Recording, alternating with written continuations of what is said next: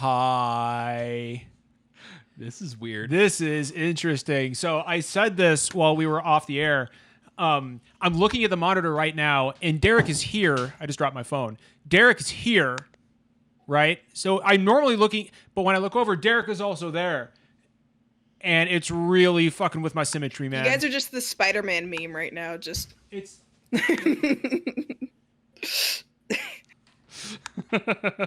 What's up, friends? Oh, I gotta like do this to do the chat. Oh, there we go. Okay, I'm like looking over the screen. You could look here or here. There's many places. No, I'm talking about the chat. Oh, the chat. I've got to. I'm also like, right there. yeah, but you can't really see it though. I've got to like do this. Okay, hang on. So I'm saying, no, it's fine. I'll just do this. See, look at that. Look at that. Boom. See, look at that. It's all gravy. Cool. It's all good. Cool. Hello, everybody. How's everybody going? It's been a week. It's been a fucking week. It's been a few fucking days. It has been a few long fucking week. years. It Actually, has it's definitely still been a Tuesday. week. But we right now, and there's, you know what? There's a lot of stupid bullshit going on right now. For, I don't know, hopefully less than 3 hours, we're going to forget all that and finish up our SDGC games of the generation. Where did we leave off of last week? I was drunk, so I don't remember. Which is like a year ago now. Jeff, Master of Ceremonies.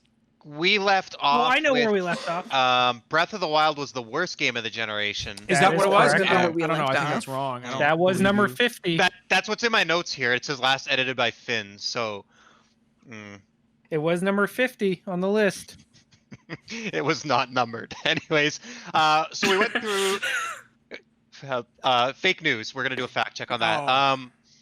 We went through our top 30 games. So now we're gonna go through the top 20 again.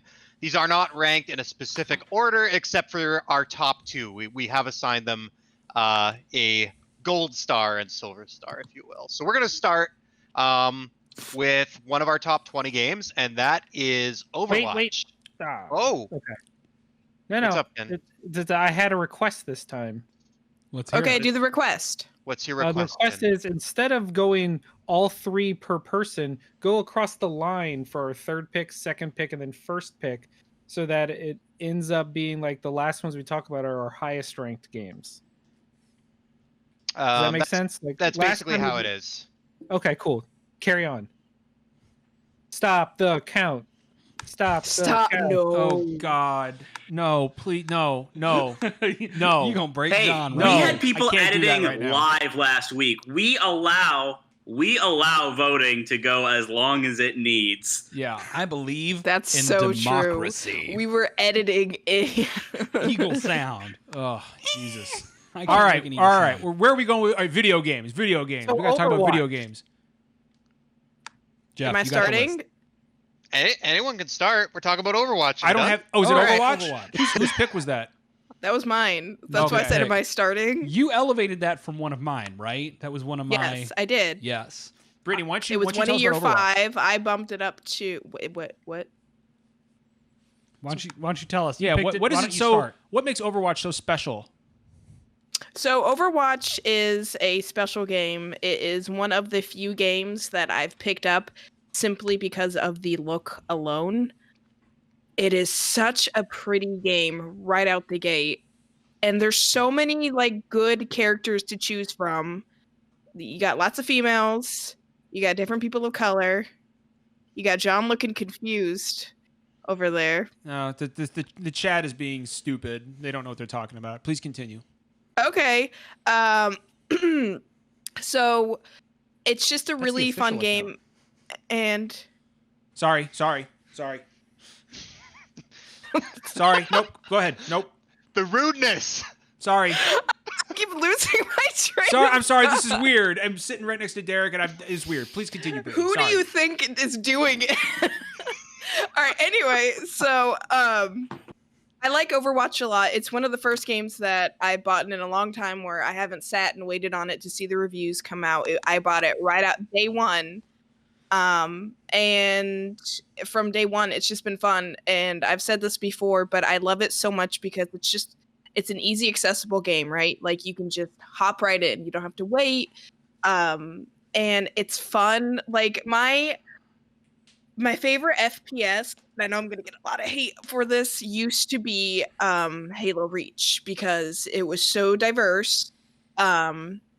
I feel like, you had the bubble. You had a lot of new mechanics for its time when Reach came out. So when Overwatch came out, it is there feedback from me?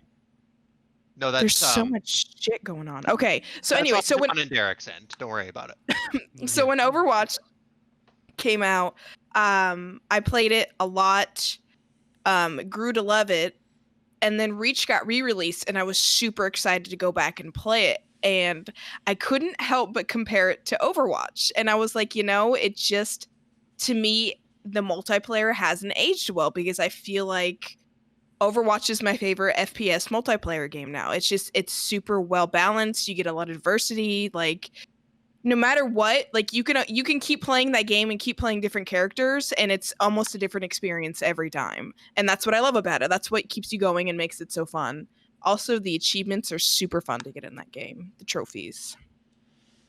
And and the characters are fucking hot. Like, they're Bisexual chef's disaster kiss. zone. Oh, yeah. Mm-hmm. Yes. Look at the baby. Look at baby mama. What is going on? What are you two doing? Oh, Baby. that's how. Yep. There she is. She wanted to know if she could progress further into bug snacks, and I was giving her the A-OK. Go talk about bugs. Don't listen to what he says anyway. Even if he tells you no, do it. No bug snack spoilers, please. So I was gonna say, Overwatch is one of only a handful of games ever where I actually played the online multiplayer for more than like a couple days. And I played Overwatch pretty consistently for a couple of years, and then I only dropped out like to the point where I'd still log back in for all of the events. I just didn't play much in between. I don't know. Something about the sheer degree of polish in that game, the character designs and personalities just exude. For just an FPS, like, they have banter back and forth. There's lore involved. With each event, they add a little bit more lore. And I know that's like one downside about Overwatch that people give it shit for, is that there's no story. I want a story mode, and that's why I would love a story mode. But I think it's interesting that they added story bits into the content they've released. Yeah, like, if you give me lore, I'm in. Like, I'm still a nerd. Right. But yeah, I will also say I used to play almost exclusively mystery heroes, where you change characters every time you respawn. That's my kind of chaos, baby. That's it. That's the Overwatch experience. Is being Reinhardt 1 minute and then dying, and then suddenly being Roadhog, and then suddenly being May. That's it. Thankfully, they've added to arcade mode. That's where you get loot boxes. They've added quick play, like classic quick play, so you can play whoever you want. So you're not just trudging through mystery heroes for fucking loot boxes for hours. It's the best mode. The only It's bad great. thing about mystery It's not heroes so is I couldn't great be when you May keep over getting and over it and again. losing, though. So, like, I was never a big Overwatch player, but I did play a little bit years ago, and we were having a little podcast stream, and this is before Derek or Brittany or Brandon was still. Brandon was here. We love you, Brandon.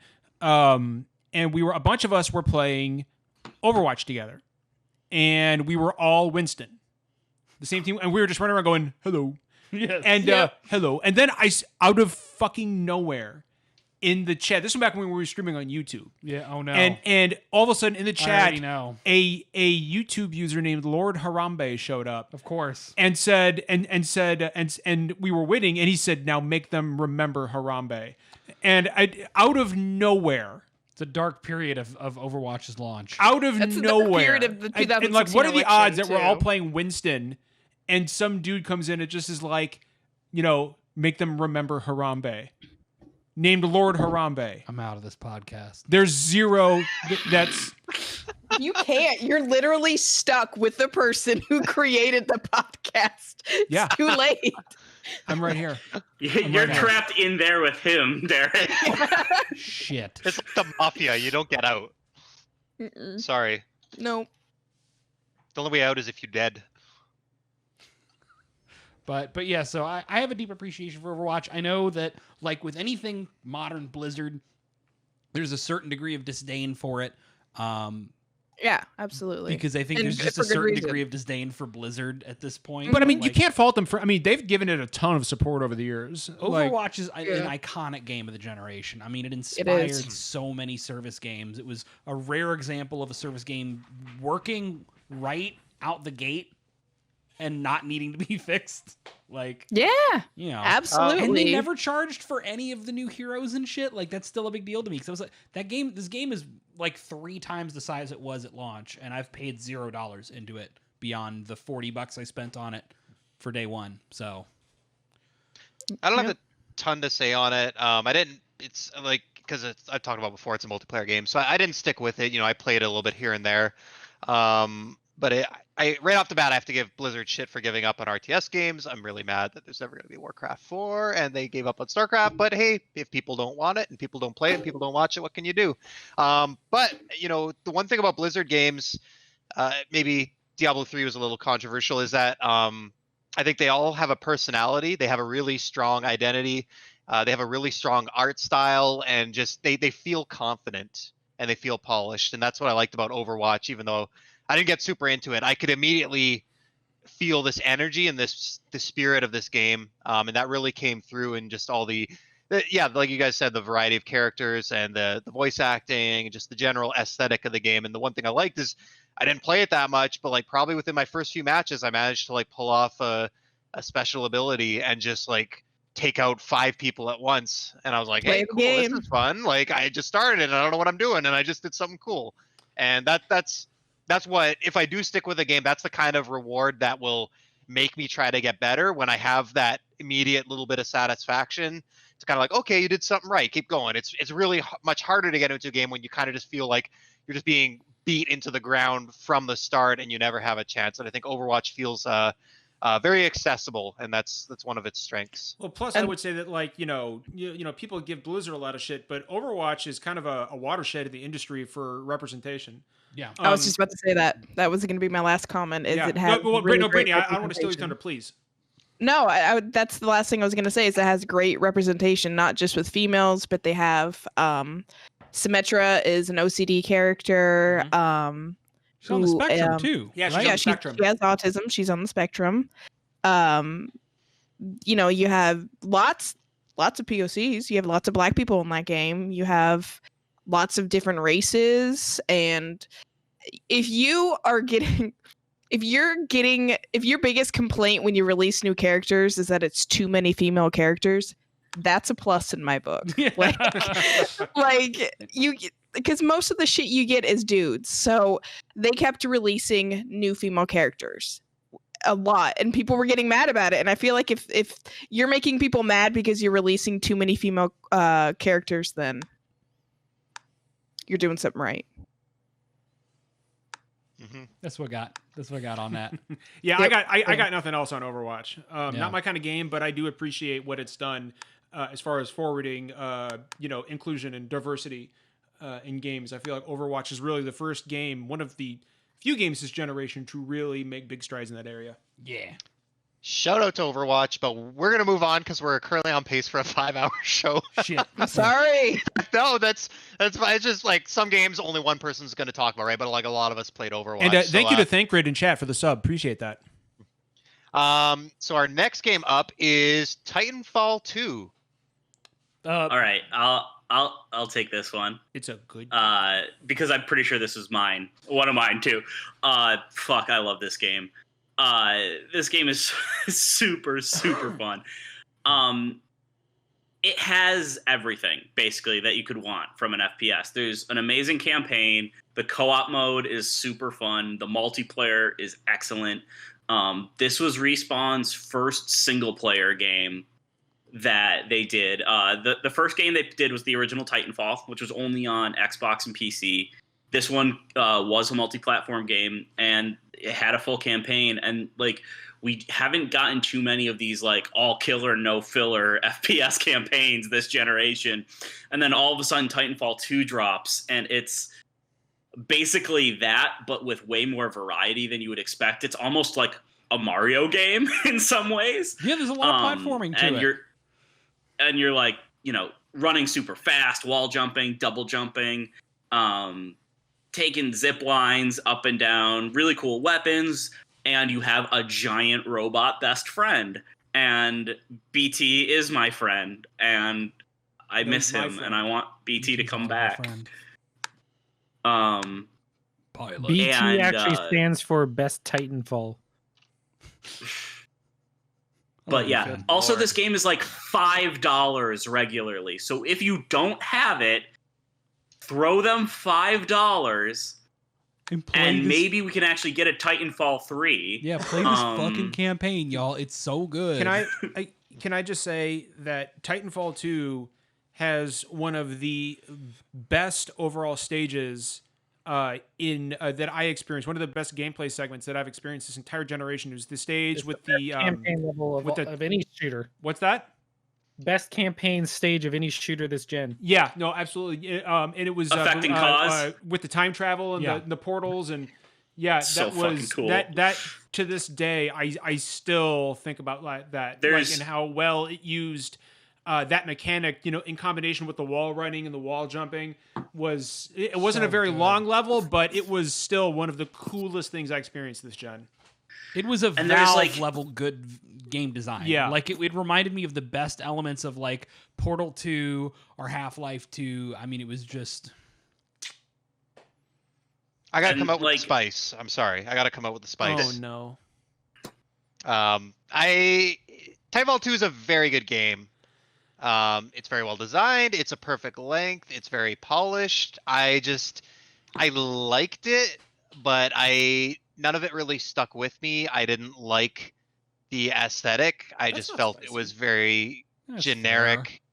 Fair. I felt it was very that same generic kind of quasi-futuristic look that we get in a lot of games, and a lot of it was not the game's fault. I just think I spent 2 years hearing about how it was the greatest first-person shooter, and I normally don't let this stuff get to me, but especially Effect and Cause, that particular level, I just think it was unfair that it couldn't live up to kind of how it had been built up for me. But definitely, the game is very good. I don't, when I think back on it, I don't remember any of the levels really. I don't really remember any specific moments. So I don't know. That's just my take on it. A very good game, but I don't know. I played it through 5-6 times, so I'm gonna disagree with you on that one, Jeff. Totally fair. You do you, man. You do you. Hey, so I guess it's safe to say that to Jeff, Titan fell short. Stop. No, shut up. Silence. Nope. Silence. Nope. You're not allowed to post that in chat and say it on stream. I did both. You can't stop me. Finn, you posted in the chat and on stream. That's 2 out of 3 strikes at once. You only got one more, buddy. I will say Titanfall, another strong moment. Don't worry. I'm going to be doing both. Another strong moment for me in Titanfall 2, aside from Effect and Cause, which is the level everyone always remembers with the time switching mechanic. There's a level where you spend a great deal of time in the sewers, and you have to defend an area from wave after wave of enemies. I actually hated that. And these weird spider mine things that crawl after you while you wait for the door to open. And that is, I think, the point in the game where the mobility and aiming most clicked with me. And remember, I'm playing on PC where like the mouse. No, I'm just saying that it is playing a high mobility FPS on a controller versus on a mouse and keyboard is a very different experience. And a level that tricky, when you grasp the mobility and you're like wall run, jump, up, all around this big area, like that was the moment where I was like, oh, it was so fucking good. That and like the Doom games are the peak of FPS for this whole generation to me. I would agree with and Titanfall is also just most improved sequel, because Titanfall 1 was like, how you gonna make a $60 game with no campaign that lives that short a life? Drop a Titan on it. Yeah, it's bad. If only this game hadn't released between Battlefield and Call of Duty that fall. That was it might have actually EA done wanted that game to die decently. Which sucks, because the online multiplayer is by far the best first person multiplayer this entire generation. It's not even a contest. And I It's- think the first game attaching its exclusivity to the Xbox One really hurt. Yeah. It kind of got in bed with the Xbox crowd, which is fine, but that was small and the word of mouth didn't build. And I think a lot of PlayStation users maybe had written it off at that point, and yeah, it's too bad. And like also just hopefully Apex Legends is a Titanfall spin-off. It takes place in the same universe. A lot of the weapons carry over, and the basic control feel is the same. Not the same level of interesting. I didn't know mobility that. and no giant robots or anything, but it is in the Titanfall universe. And so I'm really hoping maybe that can get leveraged into getting more people to check out Titanfall 2. And maybe eventually get us a Titanfall 3, because I think it's a really special series that deserves to live on. What do we got next? We got Divinity Original Sin 2. Good I have choice. nothing to say about this because I haven't even played it. Fuck this game. Wow, that's strong. Yeah, that's powerful.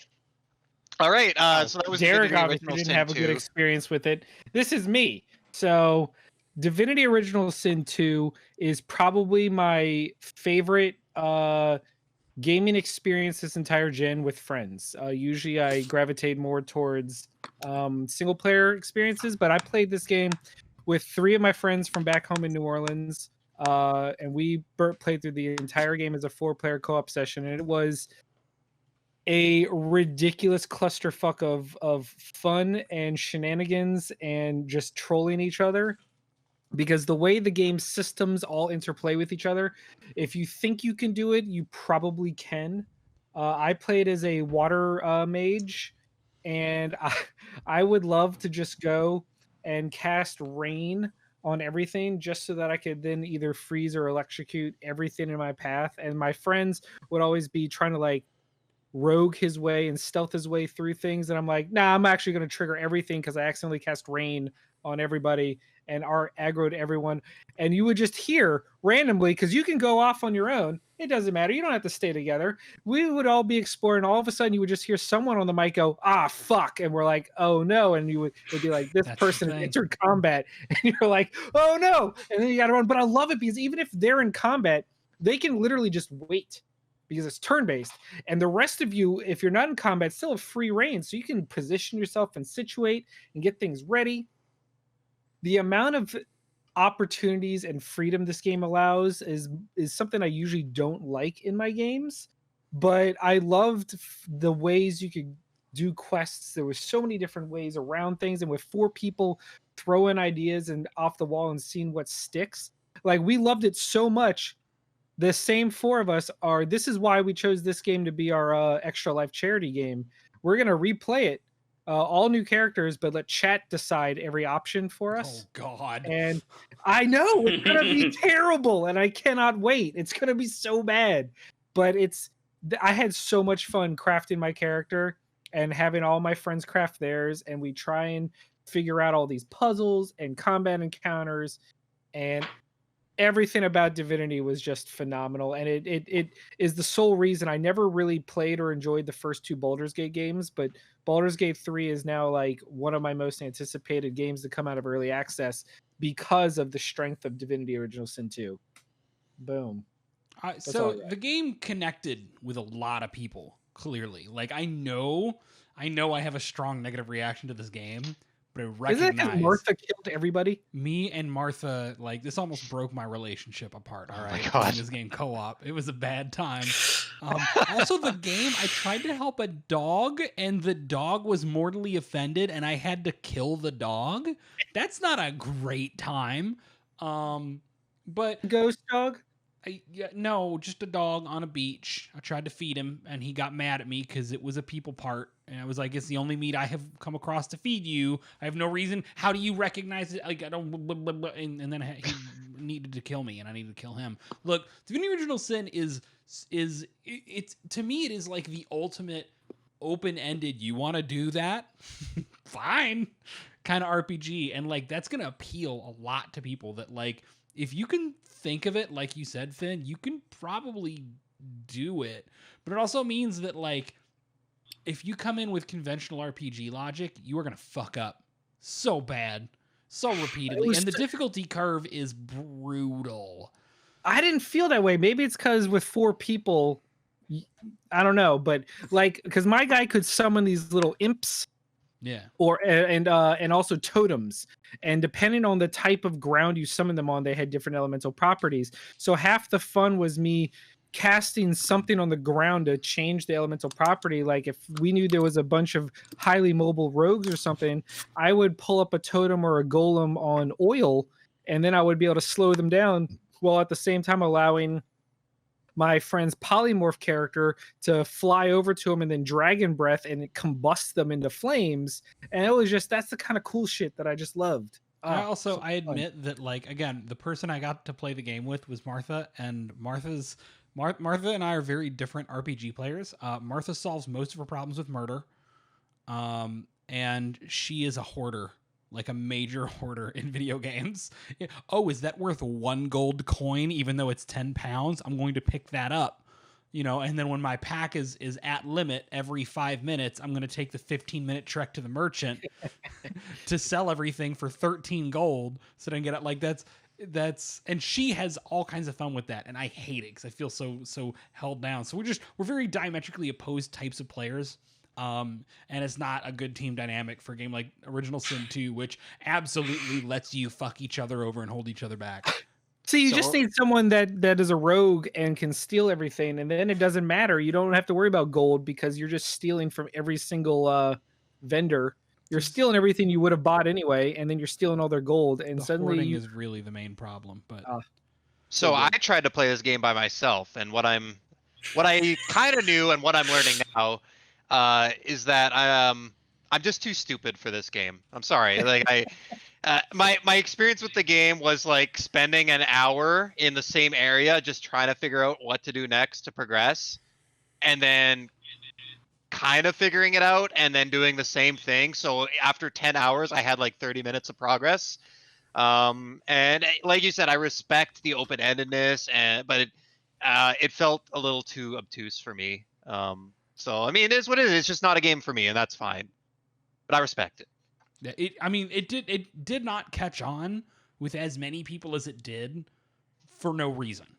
Like, so I have my issues. Doing something right.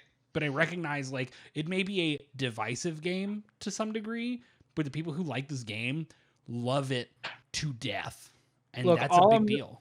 All I'm going to finish off with is I still can't believe it's a Kickstarter back game. It's probably one of the top, like, 3 Kickstarter games, right up there with, like, Shovel Knight and, I don't know, something else. But, yeah, it's awesome. Like, the game was so good.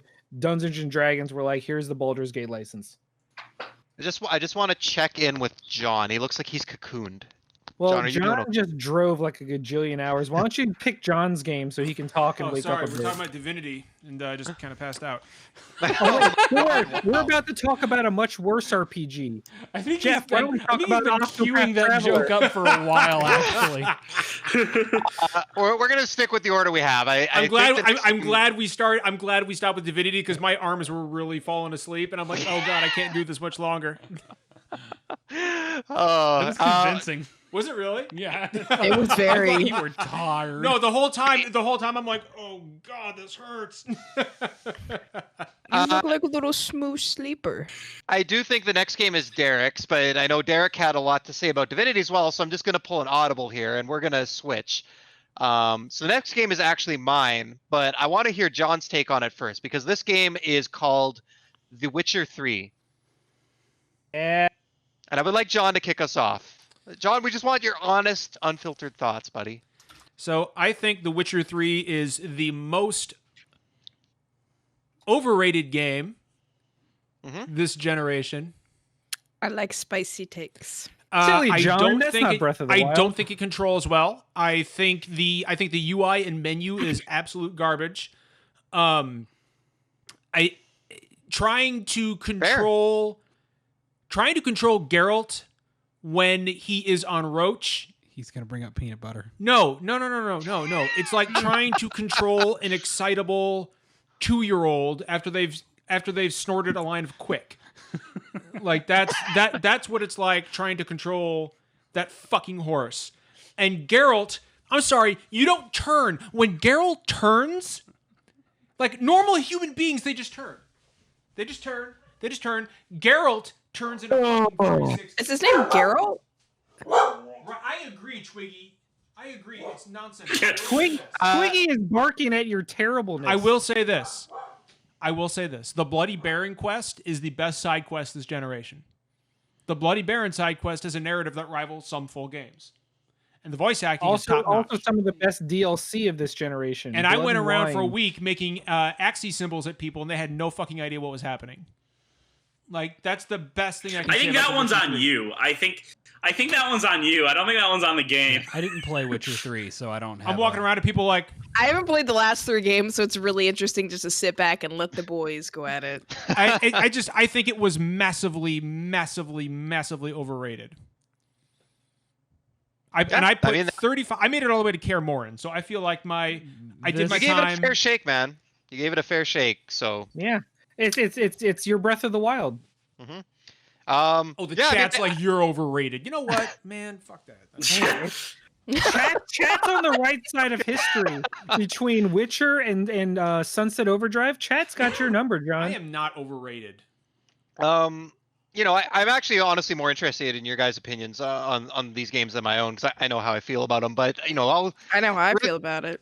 Real quickly, John, I think you're right. Even though I love the game, even though I put the game on this list, the controls are not great. Like, I don't blame you for bailing out, because I had all those same issues with it. I just think when it comes to a game and like the flaws and the good things, there's always going to be the question of, does one outweigh the other? And just for me, I think the atmosphere and the writing and all that stuff, again, because most of you probably know that's why I play games, and I just got completely sucked into that world, despite not having played the first 2 games, despite being very unfamiliar with the game. But those are all valid criticisms. But for me, the reason I put it on the list is, in the end, it had some of the way that almost every quest tied in with another one or with the main story thread. There wasn't that clear divide of like, okay, this is a main quest because it's like a 9 out of 10, and this is clearly a side quest because it's a 1 out of 10. They found a little bit better balance between that stuff, and for better or worse, I feel like it redefined what an RPG could be, and it raised the bar that a lot of the other ones are held to. So I don't know. That's my critique. So I will say this real quick. One more thing real quick. One more thing about Witcher 3. It's the dialogue is mostly choice based, kind of like, man, it's a branching dialogue. It has the best dialogue choice of any game I've ever played. Near the beginning, when you're like, you just got done sleeping with some sorcerers, because that's what Geralt does. And one of the choices, and when she was like, she's talking like she's like insulting him or something, and one of the choices is, I can't believe we fucked. And I was like, you know what, that is wow, that's there you go. That definitely is a choice. Please, somebody take the discussion of this game away from John. All right, I'm going to jump in because John can't be trusted to have good opinions. So, The Witcher 3, I played diametrically opposed to the way John played, which is the proper way. I played on Death March difficulty, which completely changed the combat for the better. Because you had to do everything. Ooh. Oh, I'm sorry, Real Mr. gamer Dark alert. Souls. Real gamer. Let's just calm down and let big boys talk. So you had to use like all the oils and use the correct swords on the enemies, and you had to actually play the combat like, because even the smallest fights could just fuck you up. And I think that really changed the way I appreciated the game, because it was fun playing a game where any encounter, no matter how small, could just wreck my shit. And between that and Gwent is a huge part of why I love this game. Gwent is right up there with Triple Triad as one of my favorite card mini games in RPG as a whole. Like, so good that Saki and I played the standalone Gwent game extensively for like a year. She just yelled, "It's awesome!" Like The Witcher was and I mentioned it earlier, it has some of the best expansions of any game this generation. Heart of Stone and Blood and Wine are phenomenal, and were what DLC should be for an RPG. Like, I compare that to like FF15's episodes, and it's just the content on offer is just weak sauce comparatively. I'm not saying the quality of it, I'm talking about the quantity merged with quality. Because I know John was about to jump in and like, but Arden. So no, I'm not even paying I don't attention know. really because So it's Witcher 3 and I don't care. Yeah. So John is famously against Witcher the way I am famously anti Breath of the Wild, and it's part of our charm. It's why our relationship works. It's okay. But Witcher, I think, is incredible. Like, I think the problem I have is that Witcher is so good that everything they've done with Cyberpunk makes it hurt more. Because it's like, come on, guys, how could you? I mean, they were the same. I mean, They CD Projekt were, Red has but never been it's great come- about that stuff. It had, but the fact that at least with Witcher, they didn't even try to be inclusive. Like it wasn't even thought about, so it wasn't as blatantly awful. Like, if you're gonna try, you can't. If you're gonna suck, I'm getting off track. Point is, Cyberpunk is nowhere near got me as excited as Witcher did. Like the Witcher series as a whole, I have built computers based solely on the Witcher series. My first computer was built to play Witcher 1. My first upgrade was for Witcher 2, and my current computer was built for Witcher 3. So I let that say what it will, but I really enjoyed The Witcher. I will say I think it's too long. So that Sorry, go ahead, Justin. That's all I was gonna add. yeah, a lot. You guys said a lot of what I wanted to say, but like, I hadn't played any Witcher games before, and like, this game does a really good job of introducing you to the world and characters, and like by the end, I still felt like I had gone on this whole journey with them, like even if I hadn't been there the whole time, which is really rare for me to do. I usually am like, oh, I gotta play all the old ones first, but I didn't have a way of doing that with this Witcher series. But there's also one thing that really stood out to me, and it's like the stuff that impacts which ending you get a lot of times actually sometimes seemed like minor moments that were conversations, and like it's more based off of how you treat certain characters than, oh, here's a big plot point, what are you gonna do, kind of thing. And there's this, the ending I got was far and away what I thought was the perfect ending for, how I played it. And it was really, really cool when it showed like the flashback of how I had, gotten to that point. And like that was something that really, really stuck with me the way few RPGs do, because it was just me treating a character, the way I wanted to treat them. And that ended up being why I got a perfect ending, which was awesome.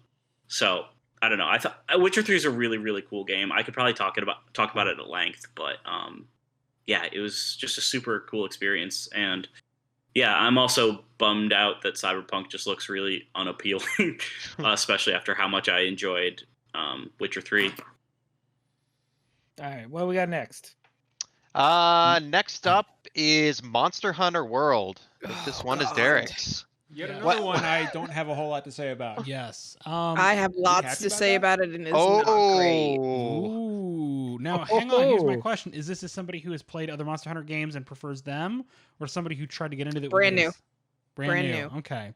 So here's what I'll say about Monster Hunter. I am a longtime Monster Hunter fan. I actually started with the original on PS2. And I love the series. I'm used to its eccentricities, and World is not necessarily the best the franchise has ever been. Iceborne did a lot to add a lot of what was missing and I think we should include the Iceborne DLC as a part of that, right? You want to look at the complete package of Monster Hunter World. But I mean, it was gorgeous. It got rid of a lot of the stupidest bullshit about Monster Hunter to make it something much more mainstream and approachable, while still not totally fixing that, admittedly.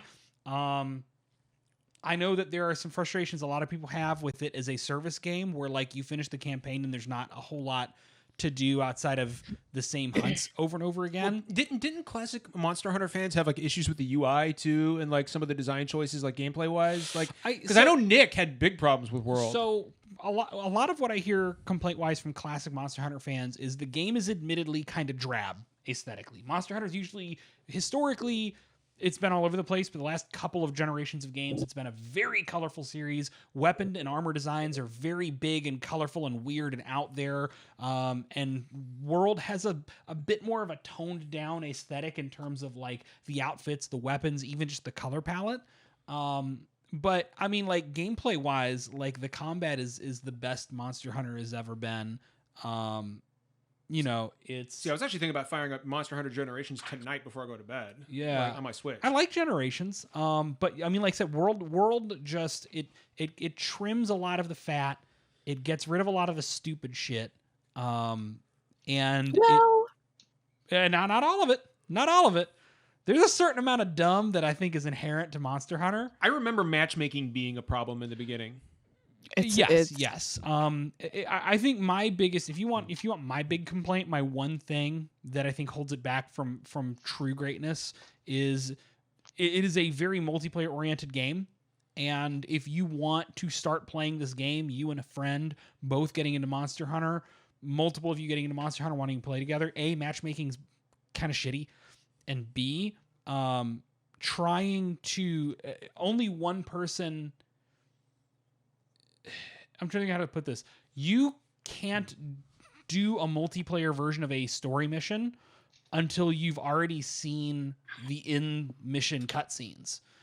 So what ends up happening is everybody starts the mission at once, finds the monster and sees the cutscene, and then quits, and then has to start the multiplayer version of the mission together. A lot of dumb shit like that makes it kind of a pain in the ass to play through it for the first time as a group. That's stuff that needs to get fixed in future entries. But Monster Hunter World is it's Capcom's best-selling game ever, right? Ever, yeah. Yeah, Yep. I mean, like, and that didn't happen by accident. It didn't introduce Monster Hunter to such a wide audience by accident. It needs work to go, but this took one of the most beloved cult franchises in gaming and brought it to a mass audience without really sacrificing what made the games good.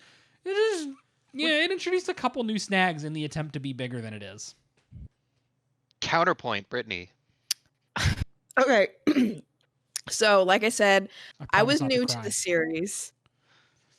I'm going to be super harsh. I did not like this game. I hated it. I thought it was like, it's one of the worst games I've played in a long time. So it You can starts actually out, see the minute that Derek's heart breaks in half. you get this great character creation. All right. I spent so long in it. The character creation is like my favorite thing in games. And then you get in the game and your character looks nothing like in Character Creator. Nothing. And I'm like, why did I spend so long doing this? So that's one of the big gripes. Second gripe is the story thing. So Zach is my spouse, we bought this together because we wanted to play together. Both of us have never played Monster Hunter together. And once we found out that you have to play the mission in order to play the mission, we were doing 2 times the work, and that's what we were doing. One of us would go do the mission, and then like we just keep going. And between that and how long it takes to fight fucking monsters, it was an actual nightmare. Like it took us way longer to do shit than it should have. My quitting point in the game, I don't like super difficult games. I'm not a fan of Bloodborne, Demon Souls. Like I'm not that kind of person. And I wouldn't say Monster Hunter is up there, but it's definitely one of the more like, you can't just hack and slash. You have to cook meat. Like you keep dying, you keep running back. You have to find the enemy. You got to track it. Like my breaking point in the game was I was fighting this dinosaur, I don't know, monster, I guess, whatever they are. F. Oh yeah. So I was fighting one, and I got it down to like no health, and I ran out of time, and it respawned. And Okay, I will say that's health. a pain in the ass right there, for real. I ran out of time, and it 50 minutes in a mission. No, I mean, Brittany makes a great point. am not. I didn't never claim to be a good gamer, Derek. First off, To be fair, look, Monster Hunter is divisive as a franchise. I mean, there are people who are going to start playing it, and it's not going to work for them. And I think even if we got rid of, like, I think me and you agree that the structure of playing the campaign multiplayer is a fucking pain in the ass Right, that did not and need to I be don't that way. mind. I don't mind a grind. I don't mind difficulty as long like I probably would have enjoyed the game if I could have experienced it with friends together. Yeah. But the fact that you have to go and do it, and then the grinding, like just the constant grinding and grinding and grinding, I wasn't a huge fan of it. I would rather just go play Final Fantasy 14 if I'm going to spend that much time Yeah. in a video game. So like I said, I think even if a lot of that stuff was fixed, I don't know. I mean, like if you don't like stuff like Dark Souls, Demon Souls, like it's that same degree of like it kind of wants to demand like not perfection from you, but it's involved combat, and it's slow, and it wants you to think, and if you fuck up, it's gonna punish you, and Right. you're either into that or you're not. And there's not a right answer to that. So that's perfectly understandable. I think it's interesting that everyone is looking at Monster Hunter Rise, and everything that people are excited for about Monster Hunter Rise is like, wow, it's everything that was good about Monster Hunter World, except for the one or two things we didn't like. Like, but I think that also in a way speaks to how well put together Monster Hunter World was for the franchise and to most people. That Right. Rise is basically going like, hey, it's that, but a little, hopefully, well, it's not going to make any more goddamn sense. It's going to be online on a Nintendo system. So get ready for that to not fucking work. But, I mean, I think there's no denying that it's one of the most impactful games this generation. whether Oh, you loved it or absolutely. not. And when I quit, I quit knowing it wasn't a game for me, and I didn't have any negative feelings get a towards the puppy. people who did it. So I just know it's not a game for me. You go get a puppy? So this was my introduction to the franchise, and I loved it. It was very hard for the first few hunts for me. It's not an easy game to jump into. The controls are different. The way it flows is different. There's a whole lot of systems that you have to learn. But like, this is one of those games that when it clicks, it clicks. And like within the first couple weeks, I had put like 100 hours into this game after it released. And I had never played a Monster Hunter before. It like had just really taken over, like the way that grinding out the materials that you need for items starts to go. And like, as you build your strategies for individual monsters, like there's some that, just completely kick your ass the first time you get there, and you feel like you're banging your head against the wall. Then you finally beat them, and it's satisfying. And then after that, you try their hunt again because you want to get more pieces to build up the armor or weapon that you want. And then like you end up taking them on later, and you can just tear through them. And it's just such a satisfying core loop. I just like, I don't have a ton like really in-depth stuff to say on it because I'm not, super familiar with the franchise, but it was just a super cool, unique game for me, and I really, really dug it, and I'm excited to see where the series goes from here, because I think this was a really, really good step for it, and I think it really cemented the series as an international success. Not for so long, like there had been this narrative of this is something only Japan cares about, and I think this kind of shows that, hey, these kind of games can have worldwide appeal, and I really do want to see where this goes from here, because World was an awesome move. I will also say that just as a final note, that some of the end game and post game biggest fights in Iceborne are, I would rank up there with like some of the best raids in gaming, period. I mean, like the Fatalis fight, which is like the last fight they added to the game, period, is some shit. So, Monster Hunter. Ba-da-ba-ba-da-ba. Yeah, I mean, I'll go real quick. I played the Wii U one, Monster Hunter 3 Ultimate, I think. I didn't realize And it I was didn't a know Wii game. I didn't know it was a port of like a 3DS game. So my initial impressions were like, wow, this looks like ass, and I don't know how to do anything.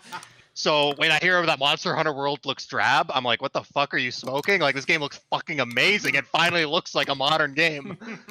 I meant in terms of the color palette, not like... Yeah, that, but like that, whatever. Like all the rest of the amazing animations and the life in the world, like fuck that, whatever. That trumps the color palette for me. But yeah, no, it definitely has some obtuse stuff, but it was basically my entry point to the series for all intents and purposes. And I beat the game and I bought Iceborne. I only got a little bit into it, but yeah, I thought it was a good mix of like some really hardcore design, but also accessible enough that someone like me could actually pick it up and play it. I mean, I'm not good at games, and I managed to get through it. I also didn't play with any friends. I just played solo, and I did random SOS flares and stuff. So I did not have any of the matchmaking issues and the weird quirks that other people ran into. And again, it's just different experience with the game. That's all. Do we miss anyone, or are we moving on? Yeah, where are we at on time right now? It's 9:20. We're about 45 been an minutes in. hour We're doing and- okay. Yeah. Well, no, I Pick it was up a little I was bit. just like, how many more games do we have left? I want to make sure that we're doing like a 5-hour podcast. Yeah. We got a lot left. We gotta move. We gotta move. All right, let's roll.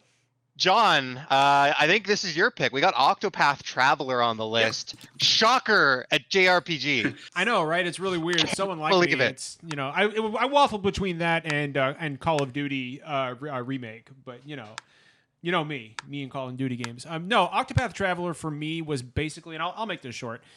Octopath Traveler for me was basically chicken soup.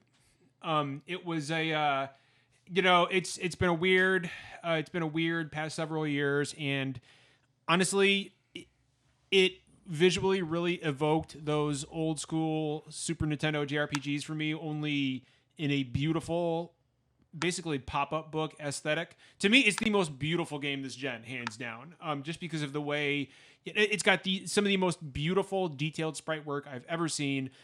There was a lot of consternation about how the stories were kind of self-isolated and never really wove together, and I get that. But the narratives that were there were really good and really fleshed out. And everything there's an optional final boss where everything does tie together. You don't have to do it. But if you do it, you will see how everything actually does tie together. From visual effects to story to voices and the music, we got to talk about the music in Octopath Traveler because It's very good. it is some of the, especially the boss themes. And the way each of those individual character themes kind of leads into this big epic boss theme. It had some of the best boss battle intros I've ever seen in any JRPG, just because the music and the mood really sets everything up. And it's a big ass fucking game too. Like I ended up dropping 120 hours into it. And that's one playthrough. Like it is a massive fucking game. Yeah. There's a lot to do, a lot to see, and I just really loved it. Combat system was great. It was everything I loved about Bravely Default's combat system, with a few of the things I don't like. And yeah, I mean, this game was basically made for me. So Yeah. literally made for me. And so yeah, fantastic game. Finn. Finn, why are you raising your hand? Just talk. What's up, Finn? I just want to say the best thing about Octopath Traveler is just even the idea of the possibility of a Final Fantasy VI remake in that style. Just the idea that gets me hard. The visual style of this game, like I haven't actually played it, but I've seen a lot of videos of it, and the visual style is such a brilliant conceptually it's really cool, and it's executed so well with the combination of like 16-bit sprites with like modern effects on top for the first time. It's super cool, it's super unique, and it completely hits the nostalgic tone that it wanted to get while also seeming new and modern, which I think is very cool, and I think it goes a really long way into why a lot of people got really excited about this game. Brittany, did you play Octopath Traveler? Oh, you're missing out. You need to. I'll send you my copy. You have to play this game. It's fucking phenomenal. It's phenomenal. I've heard good things. I've got nothing bad to say about it. I mean, it's weird because I like it. I'm more than lukewarm, but I wasn't like, oh, like I think it's aesthetically a very pretty game. It was very, very cool to play something that was in many essences just a Super Nintendo JRPG, but like very modern and pretty in a very unique way, as opposed to a lot. There are plenty of indie Super Nintendo style JRPGs that get made nowadays that you could almost feel like you could slap them on a Super Nintendo cartridge. And Octopath really finds a way to update its presentation and its music and its lighting and particle effects and stuff like that. It's cool. It's unique. I love that game so much. I'm probably never going to revisit it, but I'm not going to forget it either. Oh, I love that game. So that's all I got on Octopath Traveler. I want to be mindful of time. John, which game has the more grating accents, Octopath or Dragon Quest XI? Oof. Oh God, Oof, how dare you. no! Trials of Mana Remake has the most grating accents. Well, there we What go. are you talking about, John? I don't know what I'm talking about, Gelwick. We've got to move on to the next game. All right, we're on to the second round Okay. of games. I was just going to quickly say I didn't care for Octopath, but I'm glad you guys loved it. That's Thanks, Jeff. all. Next game is Animal Crossing: New Horizons. No, it's not. Yeah, it That's not is. That's not what the. This is Animal my Crossing. pick, Finn. and I'm gonna go really quick. Yeah, because I have a lot of great. I want to hear Brittany. I want to hear Brittany's thoughts. I have a lot of great things to say about it. This was my pick. Animal Crossing came out at the beginning of a pandemic, as we all know, and the best thing about it was it's what we needed at that moment, right? Like, I don't want to say, like, obviously Nintendo didn't plan it this way, but it came out at the perfect fucking time. It really did. I think the gameplay is what we needed. It was just and I've said this before, but Animal Crossing is just such a wonderful, accessible game to just hop right into. Different than Overwatch. It's just a game you go in, you plant some flowers, you make some friends, you go island hopping. It's a wonderful fucking game, and I think it's really important because not only did it bring friends together, and you know, a lot of people have been saying they've been more active and hanging out more because of Animal Crossing, but and the reason why I put it as one of my top 5, other than I put like 400 hours into the game. I fucking love it. Like it's amazing. But the big thing that was impactful to me is so many brands and celebrities have used it to promote shit. Like Joe Biden had an island. I had fucking ads for, I don't know, like tampons or something on Twitter. Like, so many big companies have seen the impact of Animal Crossing and have capitalized on that during a pandemic when they can't quite film and do shit. And I think it's just a fun, cute, feel-good game, and it's something we all needed this year. I still play it. I still love all the events except for the fucking rabbit in the Easter event. Yeah, fuck that. I just think it's a great game, and it's really important to this year, emotionally and brand-wise. So that's why I threw it up there. Brittany, do you think? I know you would have loved the game regardless, but I've often said that it's not sometimes so much the things that we love, but the period of our lives that we experience when they kind of come along. Do you feel like if we hadn't been going through everything we were right now, that you would have felt as strongly about the game as you do?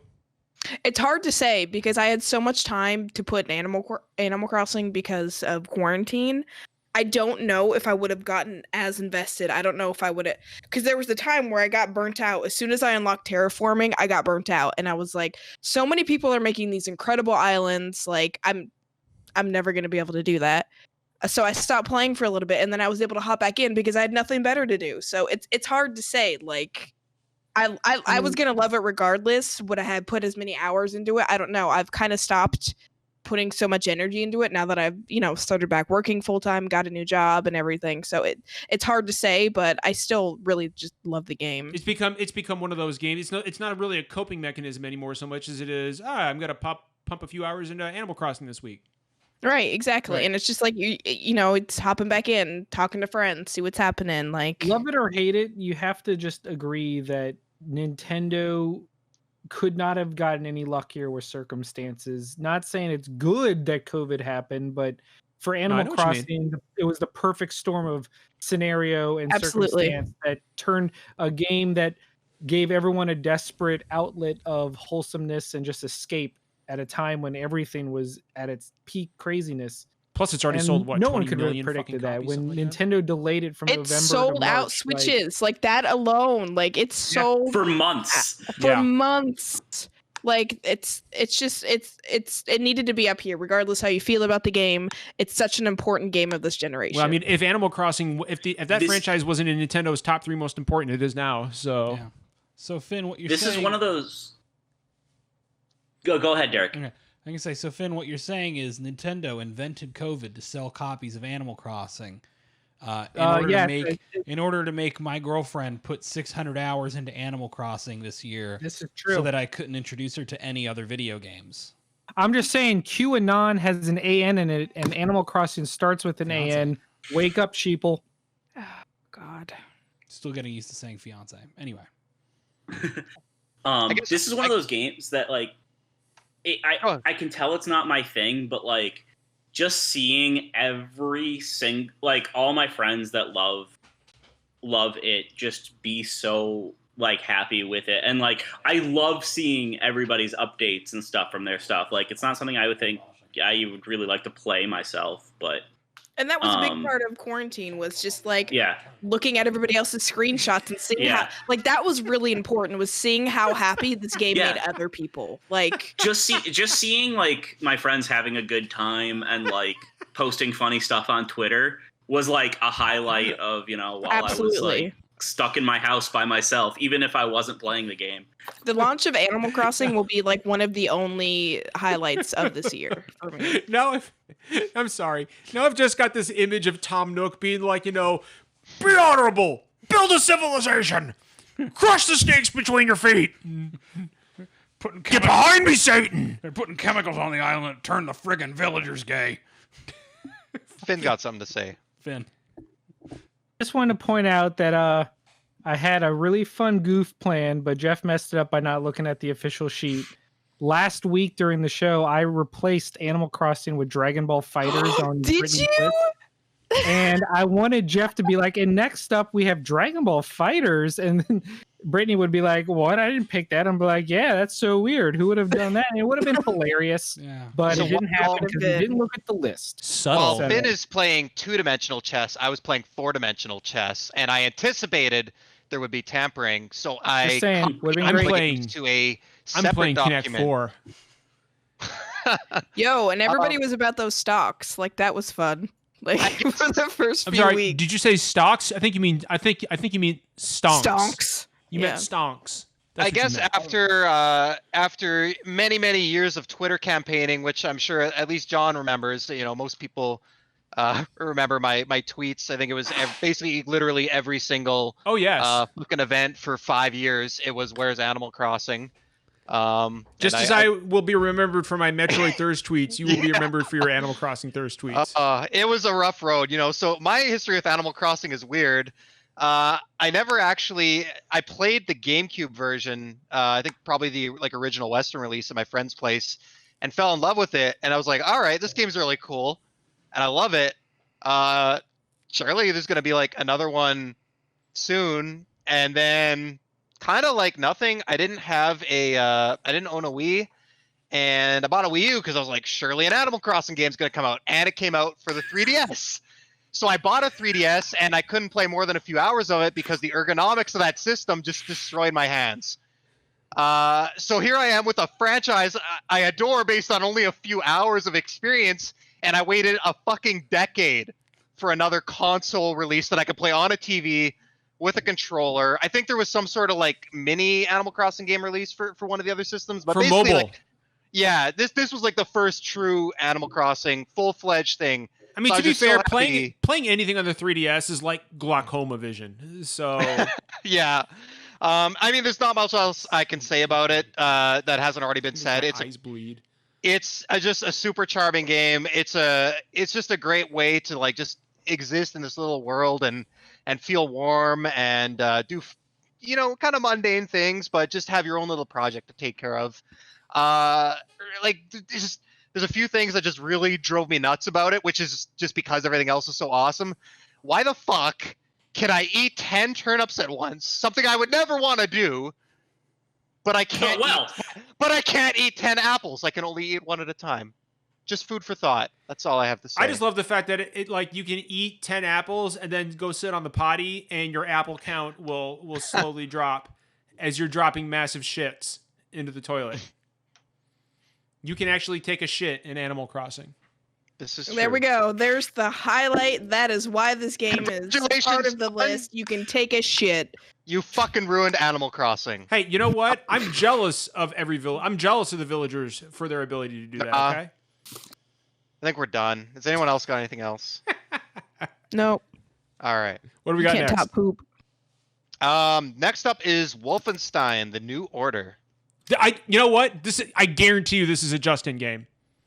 Yes, this was. God, I'm so I'm so This good. game fucks. Y'all.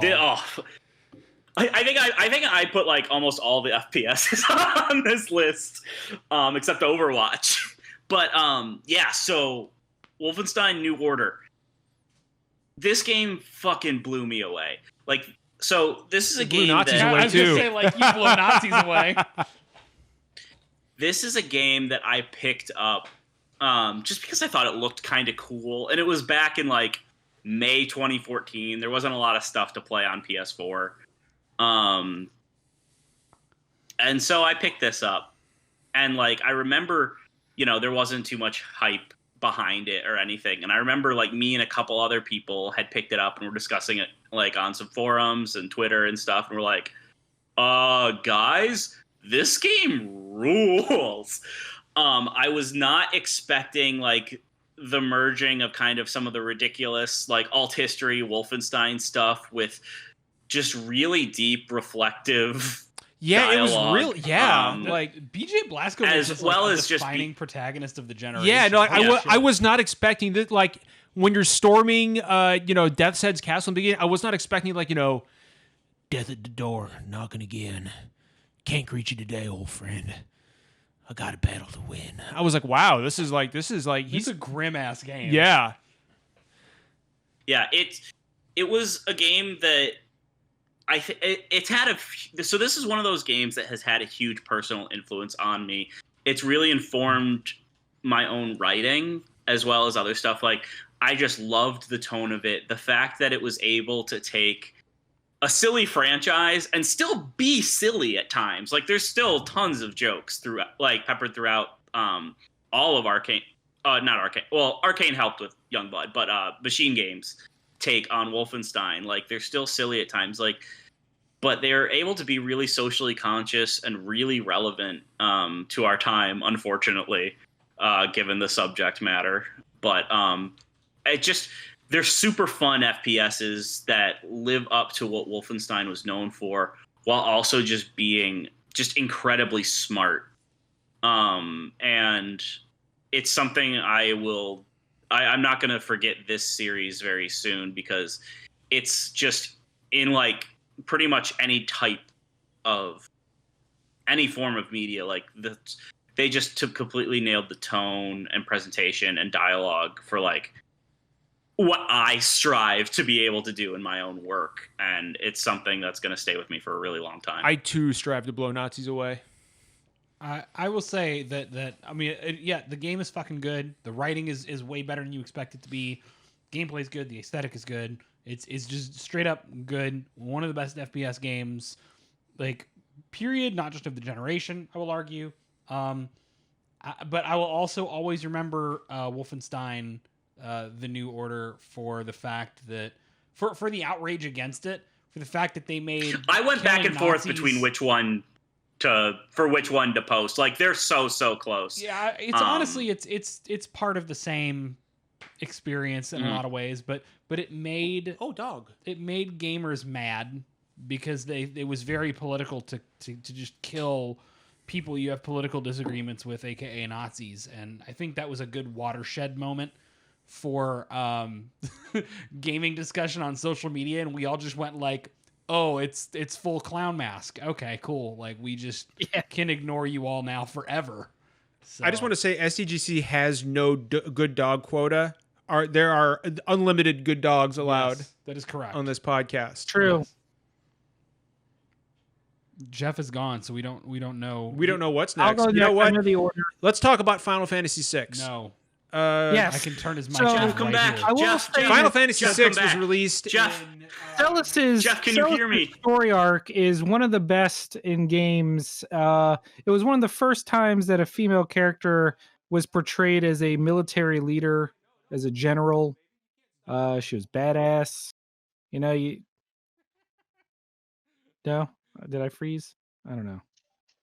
Jeff, Yeah, Jeff, save us. We need our next game. And John So, started talking about John, FF6. would you say Go-Go is one of the better secret characters in an RPG? Or... I think I'm more of a Numaro guy myself.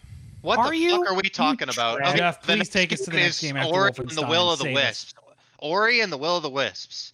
Oh, That I is cried. Ori and the Will of the Wisps. I fucking I had a bawled. tough time deciding I which think you're Ori good. game to put on this Can I list. back up now? Um, Oh, okay. but I ultimately went with Will of the Wisps because I feel the quality of life upgrades and just the changes to the formula to make it more streamlined and playable carried it, even though Blind Forest was so outstanding in its own time. The story in both of them fucking hits you in the feels.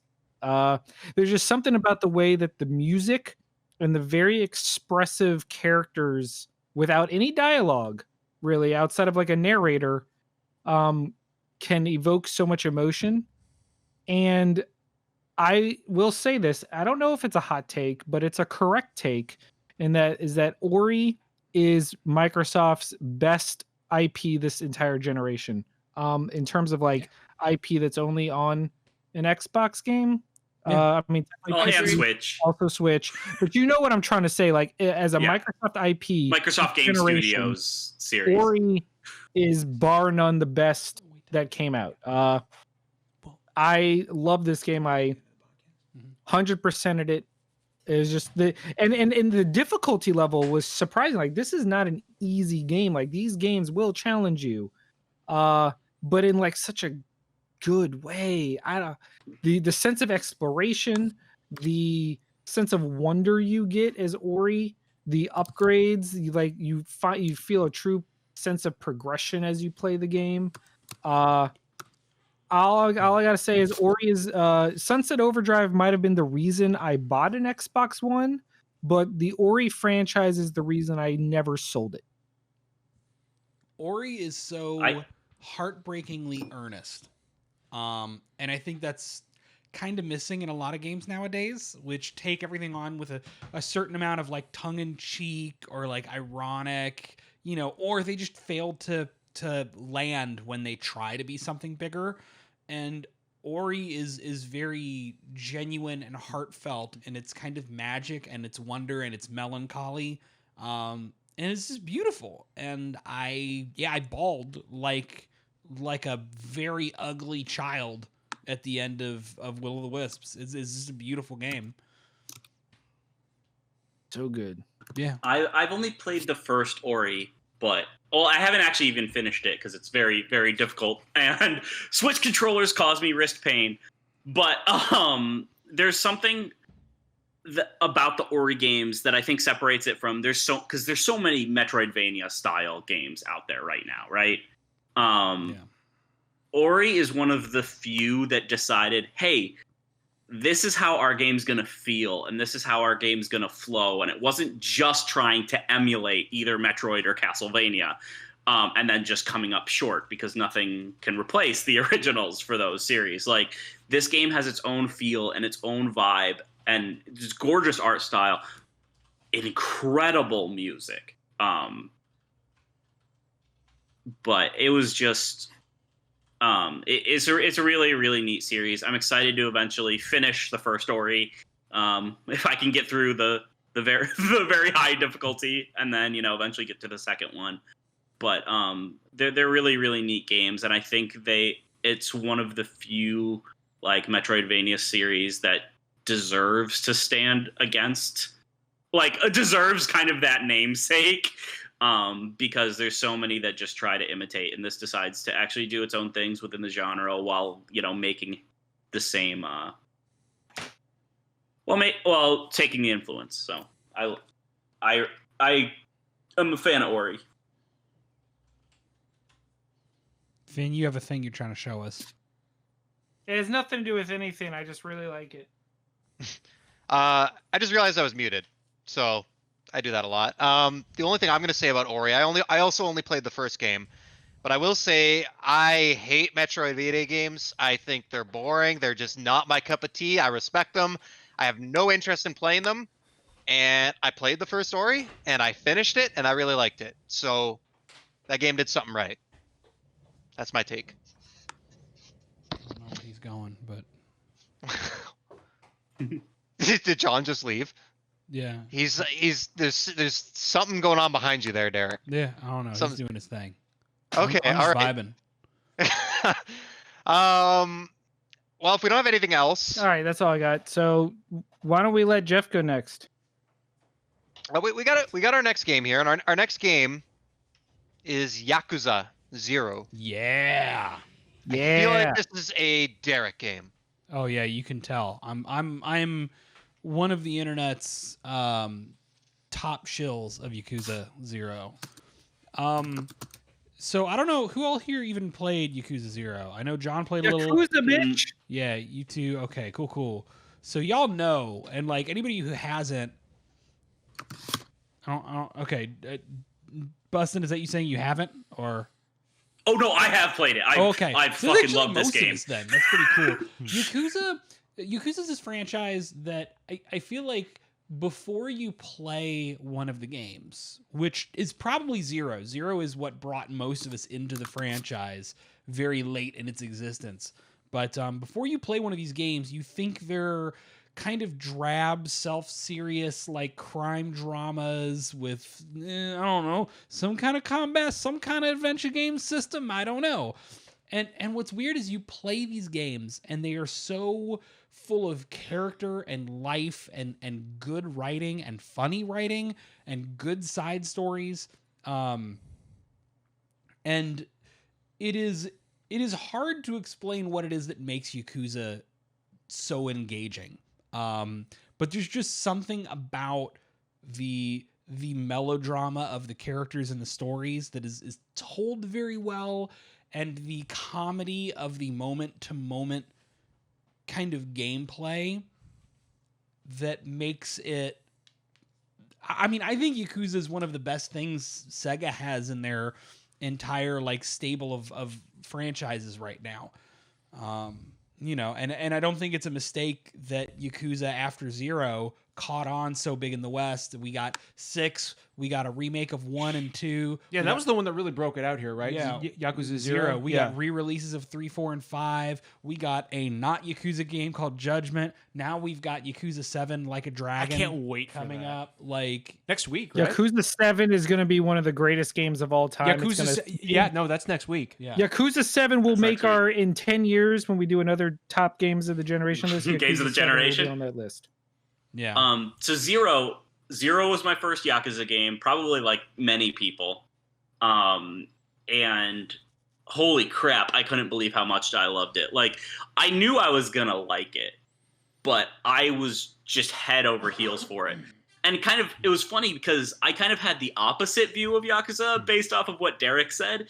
Is I had only seen like the meme-ified and like Twitter shares of like the really funny, jokey stuff from Yakuza, which, I mean, that stuff's great and it's a big part of the series' personality.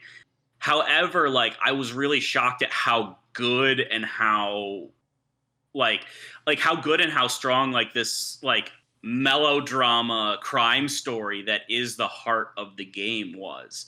Like, it really stood out to me, and the fact that they can take so many like tonally dissonant things and put them all into one game and make it feel like it works, even in just a short span of time, is super impressive. Like, this is I have not gotten through all the other games yet. I'm on Kiwami 2, so I've got some Yakuza to play still. But like, it was just one of those games where I played. I'm like, okay, now I need to play this whole series because I'm like, this is something special. This is something unique, and I really need to get into it. One thing that I love about Yakuza 0 is just, as someone that started playing Yakuza on the PS2, the evolution the franchise has had. It just, every entry gets better. You can feel that they've taken feedback And they just, it doesn't feel like a cash-in sequel. Like, even though we're now getting Yakuza 7, and that's on top of the Kiwamis and the remakes and the Dead Souls, but we don't talk about that. It feel the franchise only gets better. And one of my favorite things about this generation is that even though it's been around since the PS2, this generation is where the Yakuza love really hit the mainstream, and the lion's share of that responsibility falls on Zero. Yeah. Also, the cabaret minigame is I could play an entire game of just the cabaret club management. It's good. Give it to me. All right. Anyone else? No. Okay. I have nothing else to add except for it was a joy seeing Reb play it and then just like fall in love with it. Appreciate it. And now she's streaming it. You know, I played Yakuza Zero. I couldn't get into it. I really wanted to like it, but the two things that put me off of it were the save system. I typically, well, it's different now that I don't go into the office, but generally most of my gaming is done in the morning before work for 30 minutes. I play games in 30-minute chunks and then I go to work. That's my like kind of have a morning coffee, play a little bit of a game, then I shower and I leave. So my problem with Yakuza, which is not exclusive to it, was like there would be an hour-long cutscene and I'm like, I don't fucking like, I just have to quit and then I gotta like redo all this kind of when I get home. So like that's not really the game's fault, right? That's a structure of a lot of games. It's just it didn't work well with the way that I play games. And then the other one was just there was just too much fighting. I was really into the story and loved the quirky writing and stuff like that, but like I just after 10 hours I just got tired of smacking dudes. And it's great. I just play these games on easy. Because they're not a game that, you know, being challenging really makes them better. And I just love being able to just beat down fools and continue to go on the story and side quests as I go. Scene from Old Boy, basically. So. Yeah. But, you know, like I truly believe with games that you don't need to finish every game. I played 10 hours of Yakuza 0 and I feel like I got what I wanted out of the series and I'm happy with it. And I have no regrets. It was a fun game. Very cool. Very, very cool. Our next game comes from a indie developer named Naughty Dog. This one is Uncharted 4. Who? Yeah. The fourth entry in the Uncharted series, starring Tom Holland and Mark Wahlberg. You know, controversial casting choice, throwing out Nolan North like that, but I don't know. I'm curious what you guys think. I want to hear what you think of Uncharted 4. Finn. Yes. Okay. So Uncharted is one of my all-time favorite franchises, and Nathan Drake I love. I have cosplayed as Nathan from multiple games. Uncharted 4 is easily the best of the bunch from a gameplay standpoint because I've always loved the set pieces and the action and the dialogue and the characters. But 1 was not a good game. 2 was a huge step up and one of my all-time favorites. 3 was a lateral step where it didn't really improve much. It was just more of the same goodness. And then 4 was like, so what if we more opened up the world and gave you more verticality and added more stealth and allowed you to tackle combat scenarios in more meaningful ways? And the grappling hook is my favorite thing. I think this generation is actually defined by grappling hook mechanics and how they improve every game they're in. Name one game made worse by a grappling hook. You can't do it. Tomb Raider. They're in a lot of my games on this list. I know. Doom Eternal, grappling hook. Ghost Runner, grappling hook. Metroid, grappling hook. Sekiro. Titanfall 2. Sekiro, grappling hook. Titanfall, grappling hook. I'm just saying grappling hooks are the best. It actually made Tomb Raider better. So anyway, Uncharted 4. Get a Bionic Commando remake. What the fuck? I know. So Uncharted 4 I thought was incredible. I loved the pirate storyline. I love the fact that I'm torn always this gen between deciding Uncharted 4 or Lost Legacy because I think the expansion that became its own side game was even better in many regards. But as a whole, just the Uncharted 4 mythos was so good, and it also had one of the best epilogues in a game. The whole beach scene, I agree. family later on, is unparalleled right now. Also, shout out to them making Crash relevant again, like in a big way. Like I'm pretty sure a big reason we got the Crash revival is because they put it in Uncharted and people were like, "Oh, I remember Crash. I remember when Crash was good." So I recently did a replay of all the Uncharted games, and I had initially like really struggled with pinpointing my favorite, and then upon this replay, I'm like, yeah, it's 4. Just the way it finishes Nate and Elena's story up, and the way it handles the writing for those characters, is super, super good. It feels like a really real relationship, but it also doesn't fall into some of the traps that kind of dynamic can also often fall in. It's a super, super fun game just to play. The story's best chapter great. of the game was Nate and Ellie just having dinner. You mean the best chapter Elena? of the game? Them playing Crash Bandicoot. Nate and Ellie? Did I play a different game? What? What's that? Oh, Jesus! No, sorry. I'm tired. I'm thinking of The Last of Us 2. My bad. Crossovers. Whatever, man. but I'm yeah, tired. I drove Uncharted like 9 4 hours is- today. I'm tired. Drove like 12 hours, y'all. I'm tired. So I've never played an Uncharted game, and it was one that I watched Zach play, like bits and pieces of. And every time I'd walk by and he would play it, I would sit down and watch him play, just because it's colorful, the dialogue's funny, and I have to agree with John. I loved the scene in the beginning of the game where they're bantering back and forth over Crash. Like, it just felt like a genuine, real conversation. Like, it didn't feel like a video game at all. So I think they really nailed the dialogue in the game. Yeah. And of course, Nolan North is such a good voice actor. Nate's So good. Nate's brother didn't really work for me simply because I felt like it was shoved. Like, in the context of the first 3 games, it just made no narrative sense. You know, I was like, his brother? Like, he's never He has a mentioned his brother? brother. Like, yeah. What the fuck? Yeah, the whole point of Uncharted 4 is like it revolves around his brother. And it's like, Okay. yeah, Where the fuck was I that thought that was a dude? little weird. I was like, okay, like that's strange.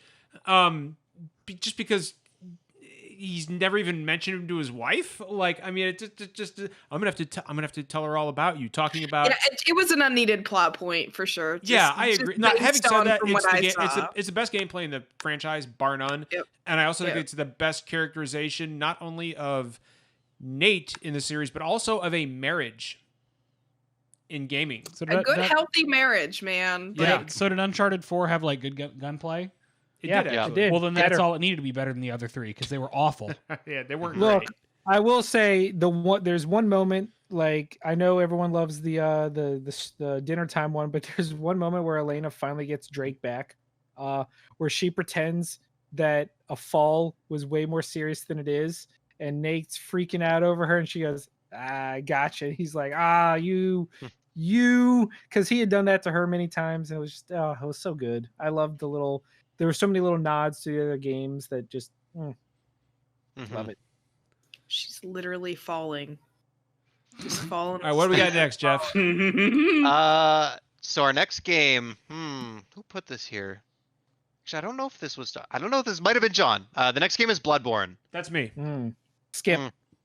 That's me. So Wow. everybody knows I am a huge fan of From Software and Souls games, and Bloodborne is super cool in that it broke away from something that From Software was used to and had done well. When you talk about really slow, methodical, heavy combat, there was nothing, fast-paced about Dark Souls. There was nothing. It was basically like playing chess. Yeah. With Bloodborne, Dark Souls encouraged you to keep your distance and kite your enemies along and back up and play defensively. Bloodborne actually encourages you to get in there and mix it up and spam the enemy with attacks. You still have to think about what you're doing, but with every hit, like when you're attacked and you lose life, if you start striking back immediately, you start gaining health back. So the game really gives you an incentive to get in there and mix it up. Beyond that, beyond the kind of taking that Dark Souls combat formula and flipping it on its head, the game's aesthetic, I think, is one of the best this entire generation. It starts off as really dark and gothic, and then by the halfway point, it goes full cosmic horror, and kind of completely subverts your expectations. And there's tentacles and slime and great old cosmic beings, and it's just oh no, Brittany, like if you've never played Bloodborne and you're into like cosmic horror, like We did have a conversation about the Souls games though, so yeah, but Bloodborne was so eminently replayable. It was not as and these games are meant to be played over and over, but it was not as long as Dark Souls. It was not you didn't have to run around worrying about builds. You picked your favorite weapon and you upgraded that and you just went. And yeah, just an absolutely phenomenal game from top to bottom. And it was even better when it ran at a stable 20 frames a second. Really appreciated the really cinematic feel that Miyazaki games always have. The best thing about PS5 backwards compatibility is that Bloodborne might run at a frame rate and resolution that every other game on the PS4 ran at. Yeah, no, I'm really looking forward to playing it next week at 34 frames a second, real buttery and smooth. So, but aside from frame rate issues, Bloodborne is just an absolute gem from top to bottom. I love Bloodborne. I mean I wasn't as hot on it as I was the Dark Souls games, but I thought aesthetically it was something that was very special and resonated with a lot of people. People loved that weird Victorian werewolf hunter kind of aesthetic. People clicked with the faster and more furious gameplay. The sound design too. Yeah, the sound design. When you're climbing really up the good. ladder in Yharnam and you hear the cleric beast scream for the first time. It's creepy. It's got fantastic enemy and boss designs. Like it's a borderline horror game in some parts. Yeah. Like when you think about right before you fight Dark Beast Parl, and you're in that area. You know when the guy with the sack grabs you and you wake up in that area and there's that low like demonic chanting. I was like, oh god, what the fuck is going on? It's the only part of the game outside of bosses that has background music. Yeah, but yeah, I think it's very memorable. It's very special. It's just a deeply fucking cool game. So Bloodborne is actually the only one of like From Software's recent like Souls style games that I've actually finished and been able to finish. It was really, really satisfying. Like I got the true ending and everything. I didn't want to miss out on any of the bosses and stuff. So Bloodborne for me was really interesting because I got it as a gift because I'm like, I am so in love with the art style of this game, but I don't know if I can even play or enjoy it. And so for the first several hours of the game, it was just me slamming my head against a wall, like, because I hadn't really played any of the Souls games before, so I didn't even have that previous knowledge to really get through it. And the game kicked my ass for a while. And then I broke through it, and then like the next several bosses I beat on my first try, and stuff like that. And it was one of those times where I'm like the game just clicked, and I was able to get into it, and I was super into it. Like I'm not as high on the game as a lot of people are, but like it was still a really good moment. It was kind of the thing that sold. I'm like, okay, this is why people like these games. Because I did have that moment, and I still unfortunately have yet to have it with some other From Software games. I'm gonna try again. I want to get through them because I did enjoy Bloodborne. But like, there's just something about Bloodborne that like clicked with me so much better than their other games, and made it actually, an experience that I really wanted to have. Yeah, that's all I got to say on Bloodborne. I don't want to be too long-winded, but that game's fucking phenomenal.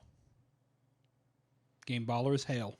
Finn, do you have anything to say on Bloodborne, buddy? He's muted. I think it's the best of the Soulsborne games, and that's all I got. Well, They're you go. just not Very my succinct. I respect the man main who's genre. succinct like Finn is. True. Good on you, Finn. What do we got next, Jeff? Oh boy. We're getting to our top picks. Yeah. The next one Technically, gonna so be wait. Huh? What's I up? was just saying, just for chat to know, these are our top 6 picks before the number 1 and 2 actual ranked games. Getting there. We're getting there. The next one is a game you might have heard of. It's a remake of a very popular RPG. The next game is Final Fantasy VII Remake, and I think Brittany's the first Hey, one this is my pick. here, let's fucking go. Let's fucking I think a go. few of us have This- opinions on this game. Here we Yeah, go. no, let's hear it, Britt. All right. So, first off, it's fucking beautiful. The music. Okay, so the first thing that happened as I loaded up the game, right? Fucking it dropped. I loaded it up.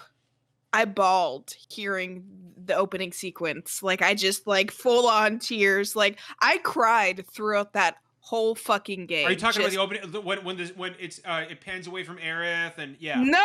I'm talking about the opening when you open up the game. Oh, and you just hear the title prelude. screen. And yes, just the title screen, just full on ugly tears. Okay, so I'm trying to go fast.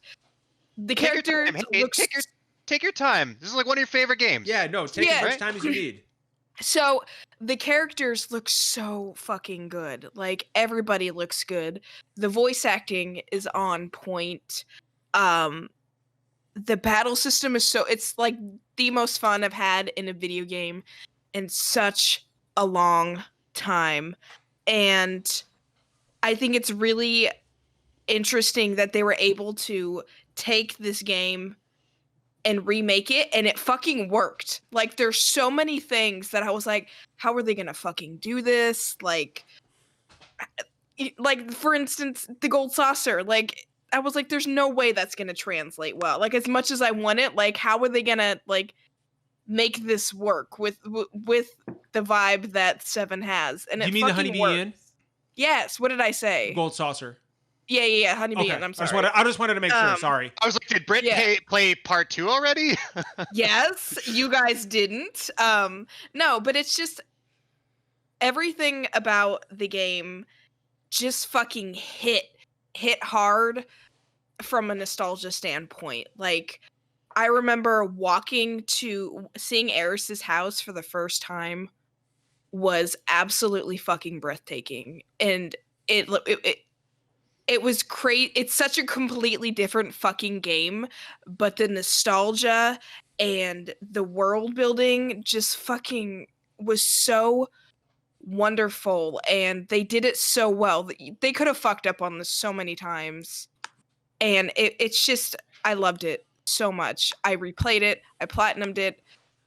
I just didn't want to give up on it. Even after I platinumed it, I wanted to go back and fucking replay it again. It's just it's so good. I could just go on and on about how much I loved it and everything. It's just very wonderful. Final Fantasy VII Remake is responsible for my single favorite moment in a game this entire generation. When I was playing it, and it was about and this is when I was out of work completely, right? Because of the pandemic. So it was about 1:00 in the morning, and I was at the Genova fight, the Genova Dreamweaver fight, and bear in mind it's like 1 a.m, and I hit phase 3 of the fight, and all of a sudden that classic Genova theme starts kicking in real loud, and I had my headset on, and it was like doo-doo-doo-doo.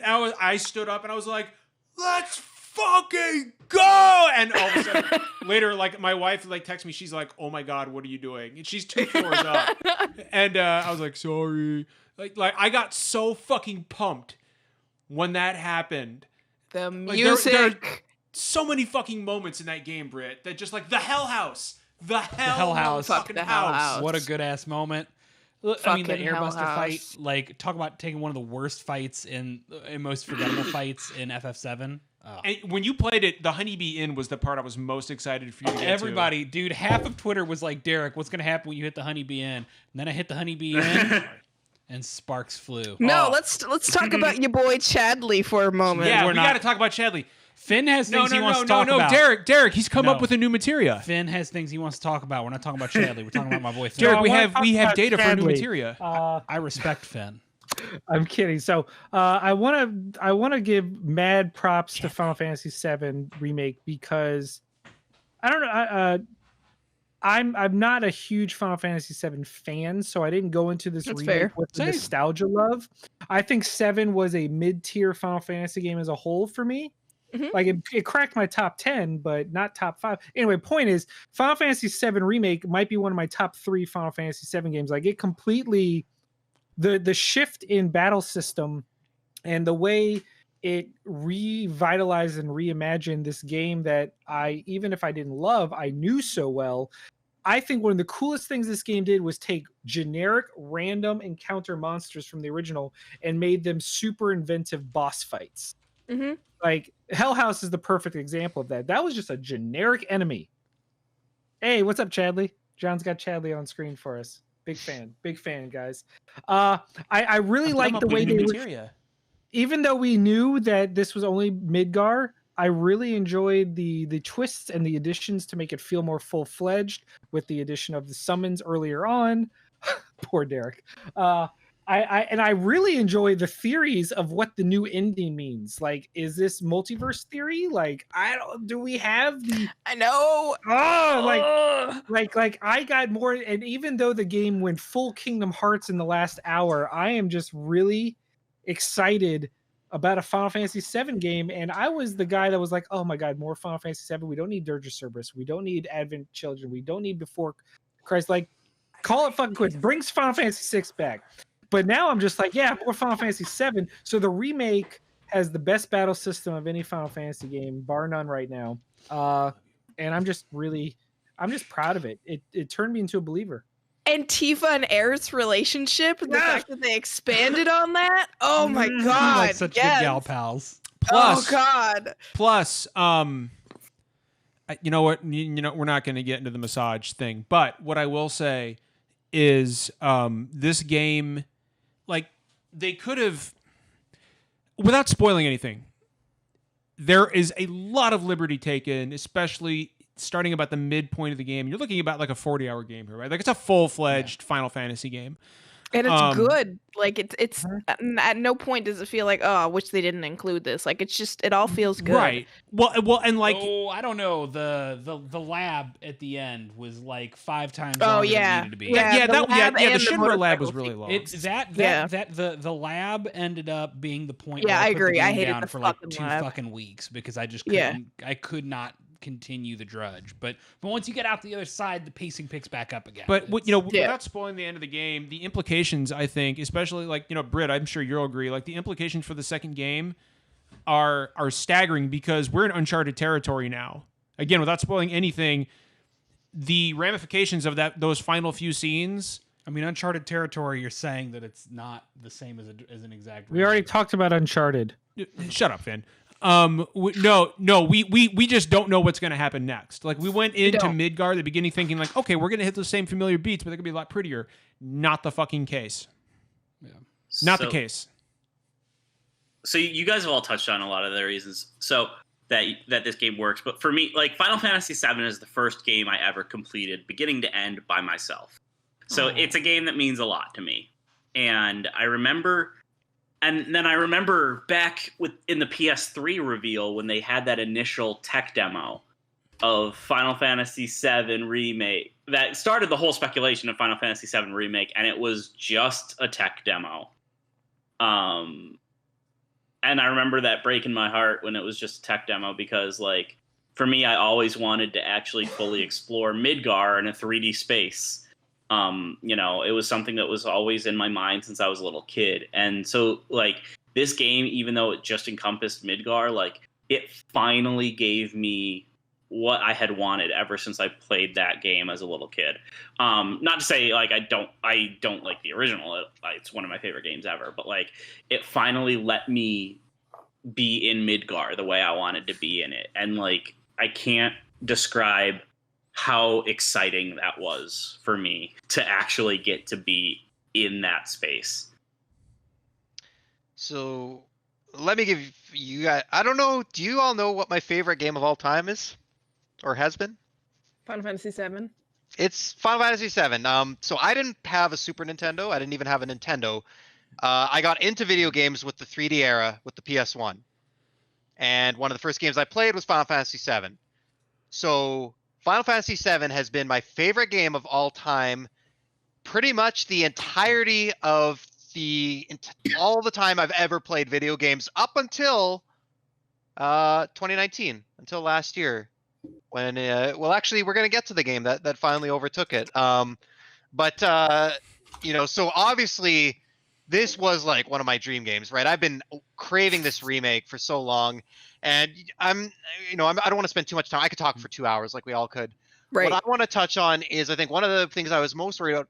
So I'm sorry, I fucking hate Advent Children. I did not like that movie. I didn't feel like the characters were the characters that real bad. didn't feel like they were the characters that I remembered from the game. I didn't feel like they felt right. I felt like the story was nonsense.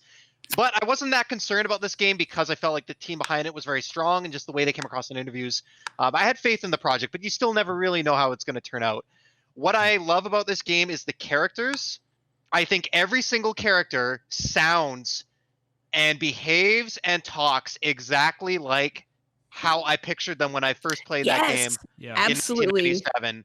For better or worse, you can say what you want about, some like Barrett's delivery and some how he was originally written in 97. I know some people have issues with that, but in my head, the way that he sounded like that in this game. So shout out to all the voice actors, shout out to the writers. They all felt true, but they also felt better. I felt like every character got more development. They were all better realized. And that is just such a huge accomplishment. So that's my piece on this game is great character work, and I can't see what they do with them in the new entries. You're fucking right. Oh god, I can't wait. I love this fucking game so much. What's next? All right. We'll have we're gonna have an entire podcast next week about Final Fantasy VII. That may not be true. Our next game is The Last of Us Part 2. This seems Try like not to spoil because I still haven't played yet. Yeah, no spoilers. I wasn't going to. Yeah. Okay, good. So this is me that put this on here, and so I kind of was hesitating putting this game on the list. I know there's a lot of criticism around it, and it's a fairly recent game. I haven't been able to reflect on it as much as I have the first game, but the first game was always, really high up for me. However, while I was playing through this game, I was dealing with the imminent loss of a much beloved family member. And a lot of the themes in this game just hit me like an absolute truck because of that. I'm never going to be able to separate this game from where I was in my life when I played it. We were in like height of COVID quarantine. I was losing a family member who did pass, shortly after, who meant a lot to me. It was my grandmother. And going through this game while in that emotional state, like I saw so much of people that I cared for that have had self-destructive tendencies, addictions, as well as just a whole lot of love in between all of that. And it felt so full to me. Like the characters felt so real. And even though obviously I don't, associate with, people that live in mushroom zombie apocalypse kind of situations. Like there were so many things that just were parallels to struggles and things that have happened to people that I care about. And it was just,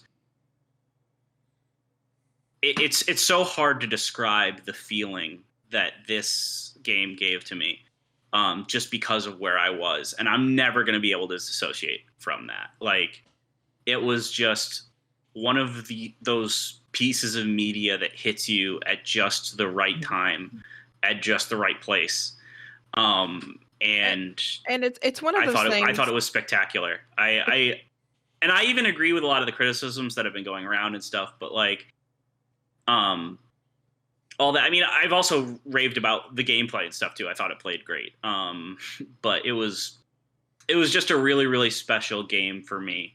And I'm just trying to separating it from all the other stuff, all the other reviews and stuff for me. Like, this is a game that I loved for very personal reasons, not, cause it's this big acclaimed major AAA thing. But because it was something that felt like it was made for me at the right time. And much like Animal Crossing, it was very nice to see you posting about it, even through all the jumble and whatever people were saying. It was cool just to see your take on it and just to see that how that reached you and how it personally affected you. it was, much like Animal Crossing and how we loved to watch our friends post their shit. It was nice to see you kind of work through The Last of Us 2 and how much you loved it. So yeah, and like honestly, it was really cathartic for kind of what I was going through and trying to like work through at the time. So I'm in this position where I kind of liked the original Last of Us. Like it was good. It was fine. I was exhausted by discourse about The Last of Us, which is like not even that any individual part of it was necessarily untrue, but I think The Last of Us somehow came to stand for all of a given discourse in the entire subject of gaming. And that was very exhausting. And I knew coming up to The Last of Us 2, it was like, we are going to be bitching about this game at each other and past each other for years about this fucking game. And I was I was spiteful of this game in advance for that.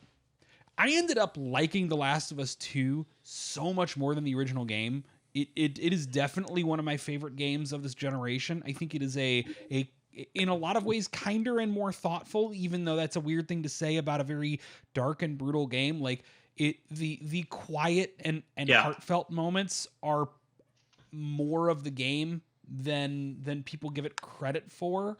I remember even just a bit in the beginning, where right in the beginning, before you even leave the town, for the first little bit, where Ellie has to deal with some old fuck who made a homophobic comment the night before. Yes. And he tries to pass it off as like, I was drunk and like I made you a sandwich. I'm sorry, that's not me. And the town leader's like, be nice. Just make up. And that's a situation that queer people get put in all the fucking time to make peace with what we know are bad faith, bad faith, like that dude's an old homophobe, and you're just expected to let that go, for the purpose of not making a scene. And I felt seen by that. And I think that was when I kind of realized that the rest of The Last of Us 2 was going to be a little bit more thoughtful and a little bit more special than the original was. I was very pleased to see a lot of other people kind of follow along with me that this is a much better game than the original, and that we haven't had nearly as much discourse about it. I've gotten to enjoy the game without it being a deal. So the only thing I'll say about The Last of Us 2, because I think pretty much all of you have said what I feel about it. The only thing I'll say is that I do feel like it went on 2 or 3 hours too long. I felt like the very back end of the game, and you know what I'm talking about. Yeah. Could have been cut completely. I understand why thematically it fits, but there was a moment in the game where I thought this is the perfect place for it to end. And then it literally just goes on for another 3 hours, 2 or 3 hours. And I was like, we'll be debating the last chunk of Last of Us 2 for a while, yeah. I think, casually. So yeah. And that's just my personal opinion. But everything else everybody else said about it is I agree with. Yeah. Wonderful game. So, Final Fantasy VII was my favorite game of all time. Up until last year, The Last of Us was my second favorite game of all time. I've been fucking spoiled. I got a remake and a sequel to my 2 favorite games of all time.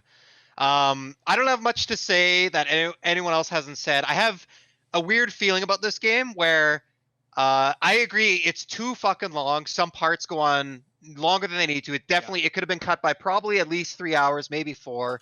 Some parts are fine, but some parts are just like, it was clearly like they needed to bulk this up to be more video game levels. But I think the dogs managed to get more annoying than anything else.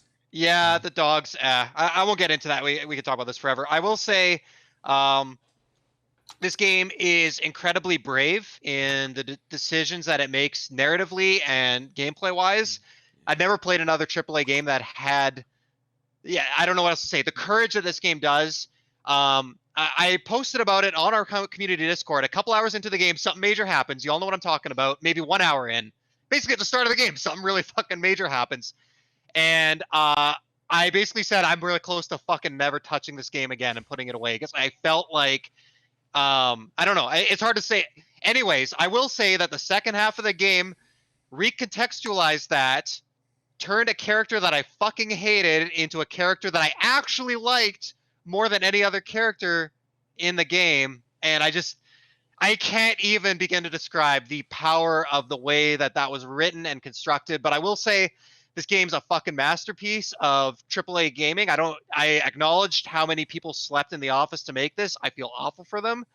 I also don't think I ever want to play this game again because it was exhausting. Yeah, I feel the exact same way. I loved it. It's beautiful, and I never want to touch it again. That's my thoughts on The Last of Us 2. I think the first game I still like it better. I think it's a tighter. This game plays better, but the first game is just a perfectly paced game, in my opinion. I just think it's a really solid piece of gameplay. But yeah, that's me. That's me. We got someone else here for sure. Who else? Finn Man. Yeah. This game, it might not be as special to me as it was to Justin, but it was one of the few games that I got to play with Saki. There's only a handful of games where she gets so sucked into the world that I'm not allowed to play without her. And sharing that experience with someone that's just as engrossed in it as you, like the game is emotionally draining. Like, I'm with Jeff. I don't think I can go back and replay it, but the experience of it will just stick with me. I don't agree with the haters about the big early game plot twist that sets up the motivation for the rest of the story. I think it works, and I think it finishes a plot line in a satisfactory way, and I think it also makes the ending hit just a little harder. And I also, just like Uncharted 4, this game really benefited from gameplay improvements in terms of just verticality and the openness of combat encounters and allowing you to tackle situations in your own play style. And I appreciated that because Naughty Dog games for so long had been about the action and the set pieces and the characters and less the gameplay. And this generation was where the gameplay started matching up to their the presentation. So yay. Yeah. I hope it doesn't get a sequel. I don't think if they do a Last of Us game, it cannot follow their own story. It's just got to be an anthology. This story is done. Yeah. I don't know. I said that about this game, and honestly, they pulled it off. So I agree. I don't feel like that's true. I did say the same thing, and I ate crow on that. But now their story's really done. Like, honestly, they got the benefit of the doubt for me right now. Somewhere else. Yeah. All right. This seems like a John pick. This game is Crosscode. Yeah, it's a fucking John pick. Yeah, no, it's an hour pick, and I was so happy he put it on there, so it freed up a space on my list. So Crosscode is another one of those games that was simply tailor-made for me. I had been waiting for this to come to consoles for a long time. It's a John game, and it is a much more of a puzzle game than you would initially think. Yes, there's a lot of 2D, pixelated hack and slash, but there's also a really deep puzzle experience there as well. And the game itself, while you go in there and everything like it's a fake MMO, right? Like you are playing a character in an MMO called Crossworlds, and the story starts off nice but very vanilla. By the end, it becomes gut wrenching, and the story goes places you really don't expect it to go.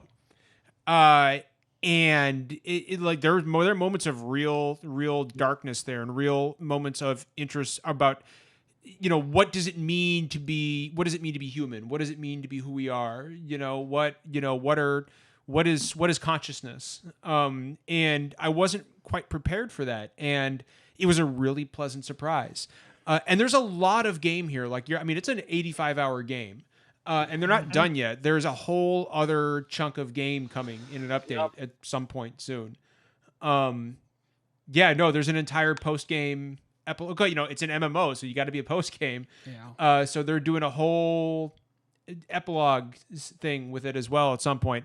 But Crosscode is just, plus it's got some of the most beautiful pixel art I have ever, and like your main character Naruto runs the entire game, and it's just great. It's fucking great. Derek, I think you'd love this game personally. I probably would. I just haven't played it. It is an absolute fucking delight, and I this is one I will be replaying for years to come. It was that enjoyable. It's also so ingenious with its puzzles. The way it uses the ricochet mechanic and the I guns really and was the not charge expecting up. it. No, like I just thought it was going to be a kind of hack and slashy Zelda type game, and then no, And it hits you with is, but the shooting mechanic opens up so much because if you try and get all the secrets, like you can just go play the game and skip a lot of the extra content, but you're really missing out and doing yourself a disservice because some of those dungeons have puzzles and mechanics that put that put Luffy, like it's very Lufia 2-esque. For anyone that played Rise of the Sinistrals back on the SNES, unfortunately, it's so good. Crosscode was amazing. Crosscode's The a fucking plot great game. twist was such a wonderful. Oh my god, Crosscode. John and I started playing it. We were just. It felt so good to play this with someone else that was so into it. Yeah, because Finn and I are just like cross talking Yeah. back and forth about this game. Well, And, it turns out the Switch had cross play. You were the chosen I one. want to die. Hey, don't be cross, Brit. Okay. I that is- literally did that for Brittany. I literally did that for Brittany. I don't want it. Good time. Anyone That's else all I for got on Crosscode? Crosscode though, because in the interest of time, that's what I got. Okay. And I don't think anybody else has played it, right? What do we got next here? Oh, a Nintendo game. Super Mario Odyssey. Yeah.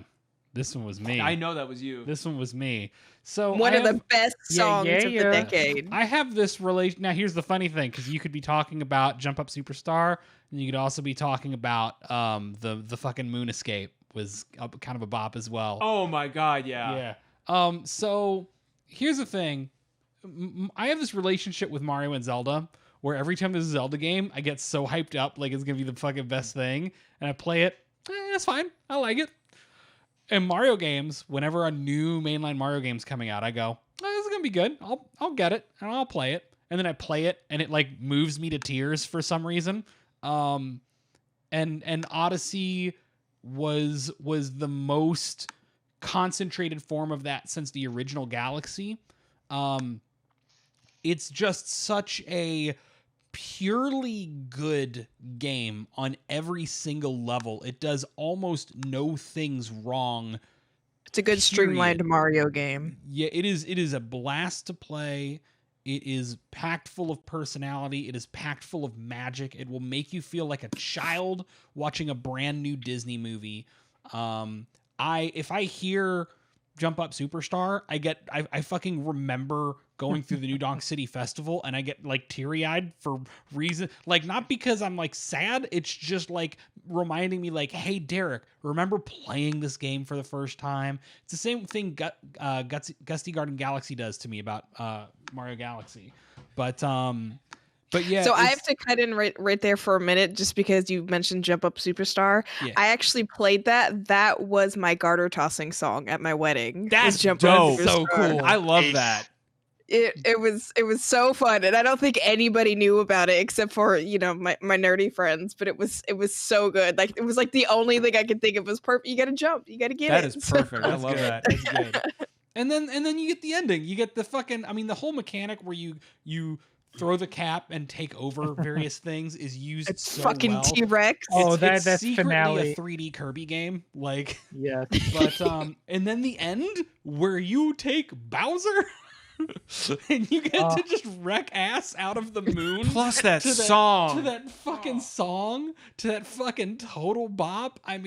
Mario Odyssey knows what's up. And then the Mushroom Kingdom, like it's just good. It's just Mario Odyssey is the most video game good video game that may have ever been made. Like, I could throw that at any human being, and if they don't like that game, it's because they don't have any light left in their soul. So I just want to point out the Chadley memes hit Twitter, and I love it. I'll go real quick, and then I'll throw it to Justin. I'm not going to talk too much because I have a feeling I'm going to be talking a lot in the last few games. But yeah, I also loved Odyssey. I'm not a big historical Mario person. I don't even like the 2D Mario games. They're just not my jam. I don't find them fun. Mario Odyssey was funny because I love Mario 64, and I've kind of reaffirmed that love just playing the 3D All-Stars on my Switch. And I thought Odyssey was what I wanted, but funny enough, I played 3D World on my Wii U. And you know what? I liked that one a little bit more, and that shocked me. I think it just had a really good balance of 3D and kind of platforming. And I think the one thing about Odyssey, you obviously don't have to get all the moons, but I felt like a little bit of that kind of okay, these are all kind of following a pattern. These are all a little bit samey, and that's not something I'd really felt in a Mario game before. But definitely, I agree with everything else. The music and like just the feel of the game, it plays better than any other Mario game has. The only thing I'll say is that, because you guys, Super Mario Odyssey is a top 5 game this generation for me, period. And I love Mario. I love 2D Mario. I love 3D Mario.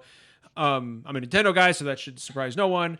But what I'll say about Odyssey is that every time I play Galaxy, I think this is my favorite 3D Mario. And then every time I play Odyssey, I'm like, this is my favorite 3D Mario. And I just go back and forth. But Odyssey is just a splendid game, full of joy, and just like every other Mario game. I just love Mario. And my only concern about Odyssey is that the cappy mechanic is so cool. I don't know what they do next. Like, I don't know how they. It's their problem. Yeah. But yeah, Odyssey's fantastic. Hey, no, I mean, go ahead, Finn. Go ahead. No, my only gripe about Odyssey, outside of like some of the moons, just felt superfluous, because everything about it is so good. But this and Super Mario Party, I will never understand how these two games got 0 DLC. Super Mario Odyssey was ripe for Delfino Plaza DLC. Come on, y'all. Oh, I can't believe we didn't get like a Luigi's Mansion world. Like, how is there no DLC for Odyssey where you can just create new worlds and just drop them in there? World, that's DLC. Just anything. Yeah. Like there are so many. Mario by the way, Maker world. The fact that there's no New Donk City track in Mario Kart 8 Deluxe. There will be a 9. There will be. Yeah, but there should have been a Deluxe. New Donk City happens to be the best level in the entire game. Donk. Justin, you had something to say about Odyssey? Yeah, so Odyssey's really cool for me because I've always been much more of a fan of the like the actual like platform stage focused Marios. The ones that are more like a single stage, you go in, go from point A to point B and get out. Not so much the exploration based ones like 64 and Sunshine kind of thing. Like, I still like those games, but they just don't appeal to me in the same way. And I think Odyssey actually fixed a lot of the issues that I have with, kind of the more exploration style of Mario, because, you don't get thrown out back to the world, back to the, the world map whenever you get one of the moons. Like, you just, keep playing. And I think that was just a really, really big thing for me, that just you could still get into that same kind of flow that you get in with the more like platforming focused Marios in one of the exploration based Marios. And then just the sheer variety of, ways to play with, the different cappy, possessions and stuff like that. It just is a game with a lot of possibilities, lots of different ways to play. And it puts a smile on your face the whole time. I really, really enjoyed Odyssey. That's all I got for Odyssey. I got nothing else. All right, we're getting the thumbs up. We're moving into the final 4 here. So we got two games left before we get to our top 2. This next one is my pick, and I'm gonna hog the mic a little bit because I actually forgot to talk about my last game, because I'm a few beers in. And I'm gonna go to Brittany right after me because I know Brittany's got some things to say about this game too, and then we'll get to everyone else. So, my pick is Red Dead Redemption 2, and you're not gonna believe it, but my third favorite game of all time, behind FF7 and The Last of Us, was the Red Dead Redemption. And I got Red Dead Redemption 2, so I had a really fucking good year these last 12 months. Red Dead Jeff was Redemption. eating good. Yeah, no kidding. I do not deserve this. Truly, I didn't deserve this. I was on media blackout for Red Dead Redemption 2. I did not even see a screenshot until I played the game, and I waited a year for the PC release. I didn't even play it, so I do not know how I achieved that. But this game, I to this day I did not see any of the conversation around it, so I'm genuinely interested to see how everyone else feels. But I thought this game was a fucking masterpiece from start to finish. I thought it's by far Rockstar's best writing. I loved John Marston in the first game, and honestly, Arthur Morgan makes John Marston fucking boring. Arthur rules. Arthur is such a good character. I mainlined the game. I didn't play the side quests, so I don't know. Maybe it feels stretched out if you do everything.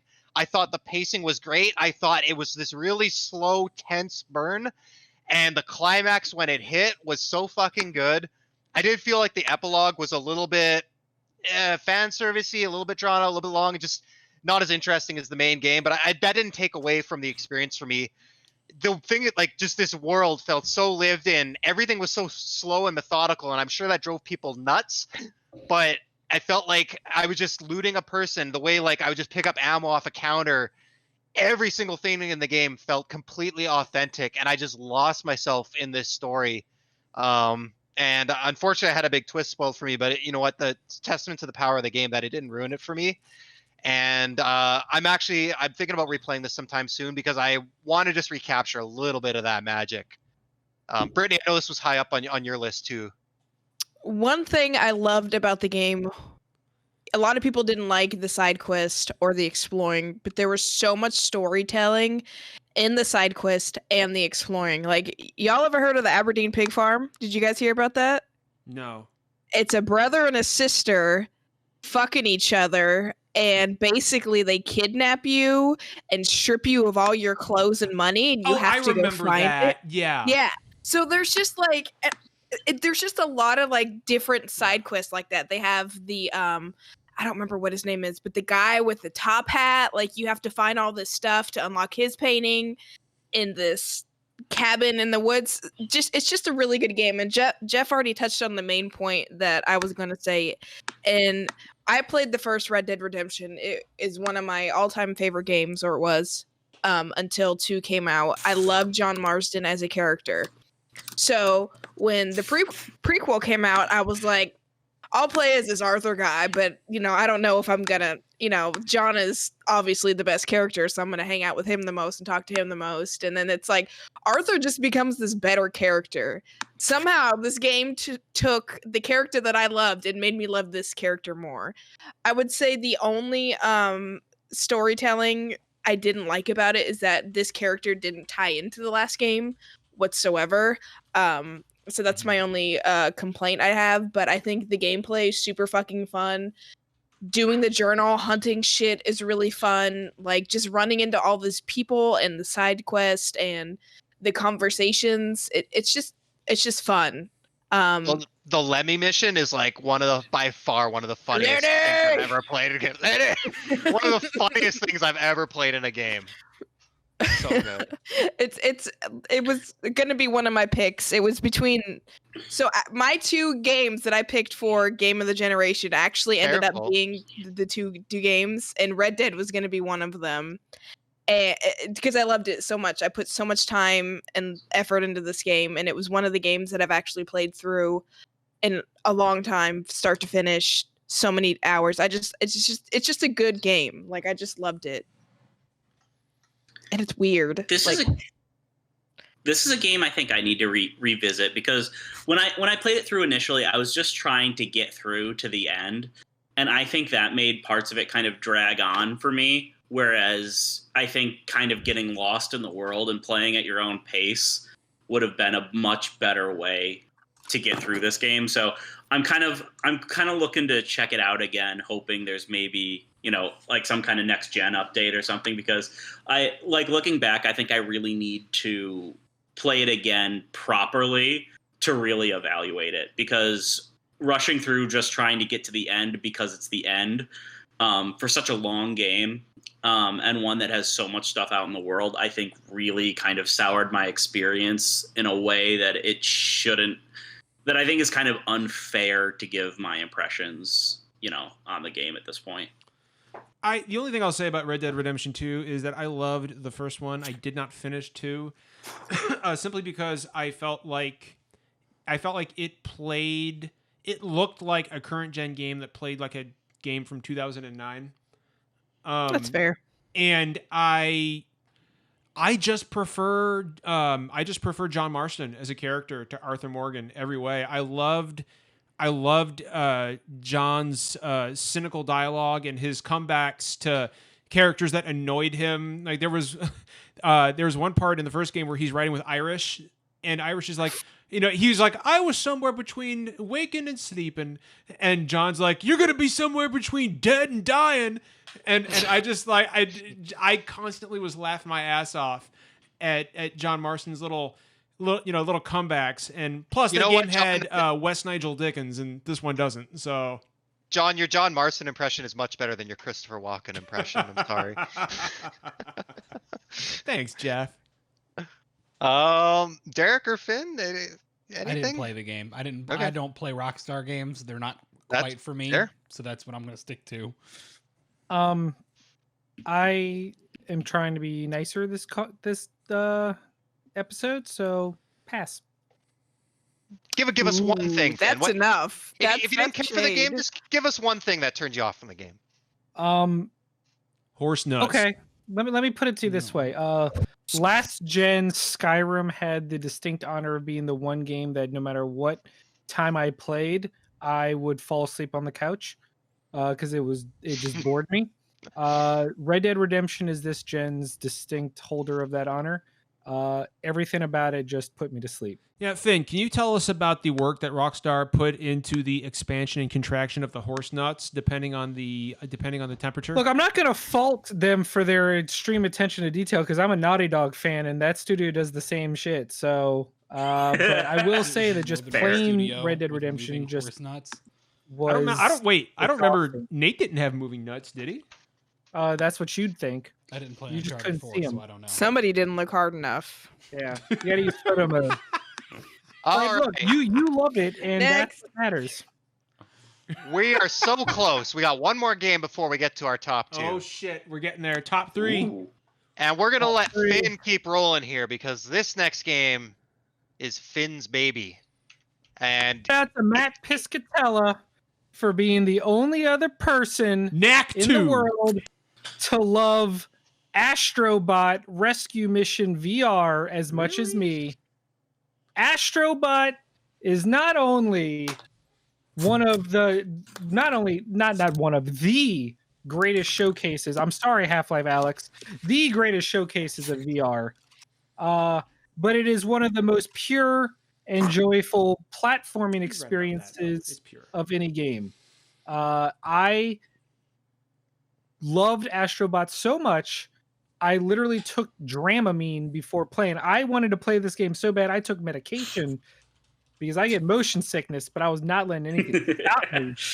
The inventiveness of each level, the little mechanics that only pop up for a single level. There's one level that takes place in like a graveyard, and you get a flashlight level. There's a stage where you get these ninja stars that you can just fling from your controller, and then how you tilt the controller angles them, so you have to like get them through bars by turning your controller vertical and shooting them that way. The adorable expressions, like if Ori used non-verbal methods to endear you to the character, Astrobot takes that to the next degree. This game made VR so good. Like, I don't care how much I paid for my PlayStation VR. If Astrobot was the only game I played, it would have been worth it. I love this game. Like, the fact that there's a GIF, there's a very like famous SDGC GIF of me realizing when I go like, boy, I really wish Hope Astrobot is a launch game for the PS5. And someone Can you said, reenact that GIF for us? I can. Oh, this is pretend unnecessary. pretend that You know what? I take it back. Is the copy? You know what? Hold on. No, I take it back, Finn. I No. can perfectly No. We lost Finn. All right. Anyway, keep We moving. lost it. Okay, I'll talk a little about Astrobot while Finn looks, but this game is Lose awesome. me, I just Like don't have it, pants on. it immediately sells VR to, like, it's a very comfortable VR experience, and platformers are not a genre that you'd really kind of think about working in VR. But like basically this feels like you're watching like little toys run on, in front of you, and like looking around and seeing them move through space is so cool, and it's so unique, and it's just one of those really rare games where I just can't stop smiling when I play it.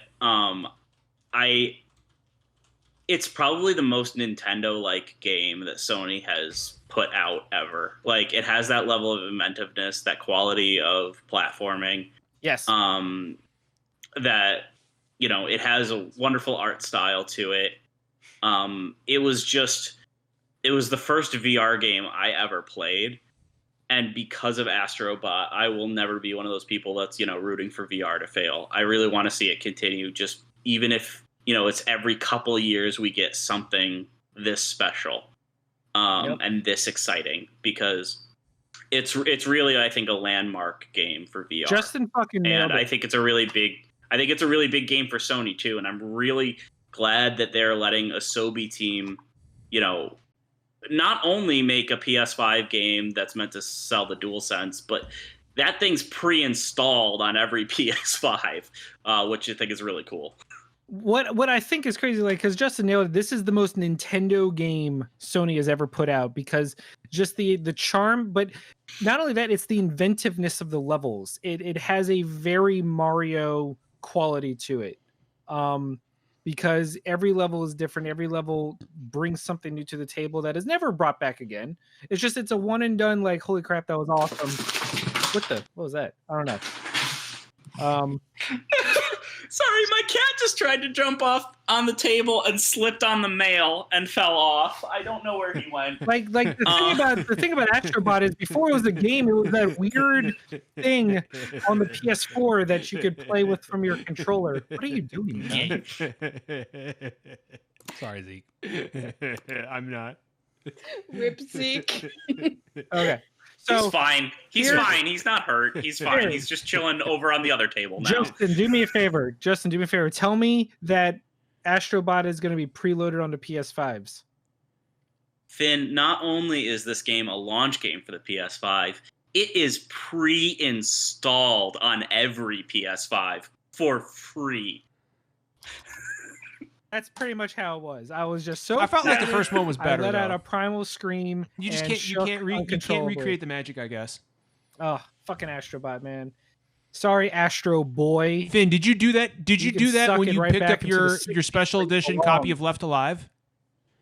Oh, I do still have it. Yes. No. Did anyone else play Astrobot? No, I don't. No. What? Finn, I was joking. Don't be proud of that. What's the next game? Last two. All right, so Top two games. So our number 2 game of the generation, which still only 2 of us had on in our. Basically, we asked everyone what their top 2 games of the generation were, and we strictly went with whichever games got the most mentions. So 2 people had God of War in their number 2 for the entire gen. So it's God of War. God of War. Number 2. God of War is number 2. I'm gonna start because Please. I'm gonna start with both of these 2 games, the number 1 and for number it. 2, because they Go were for it. both mine.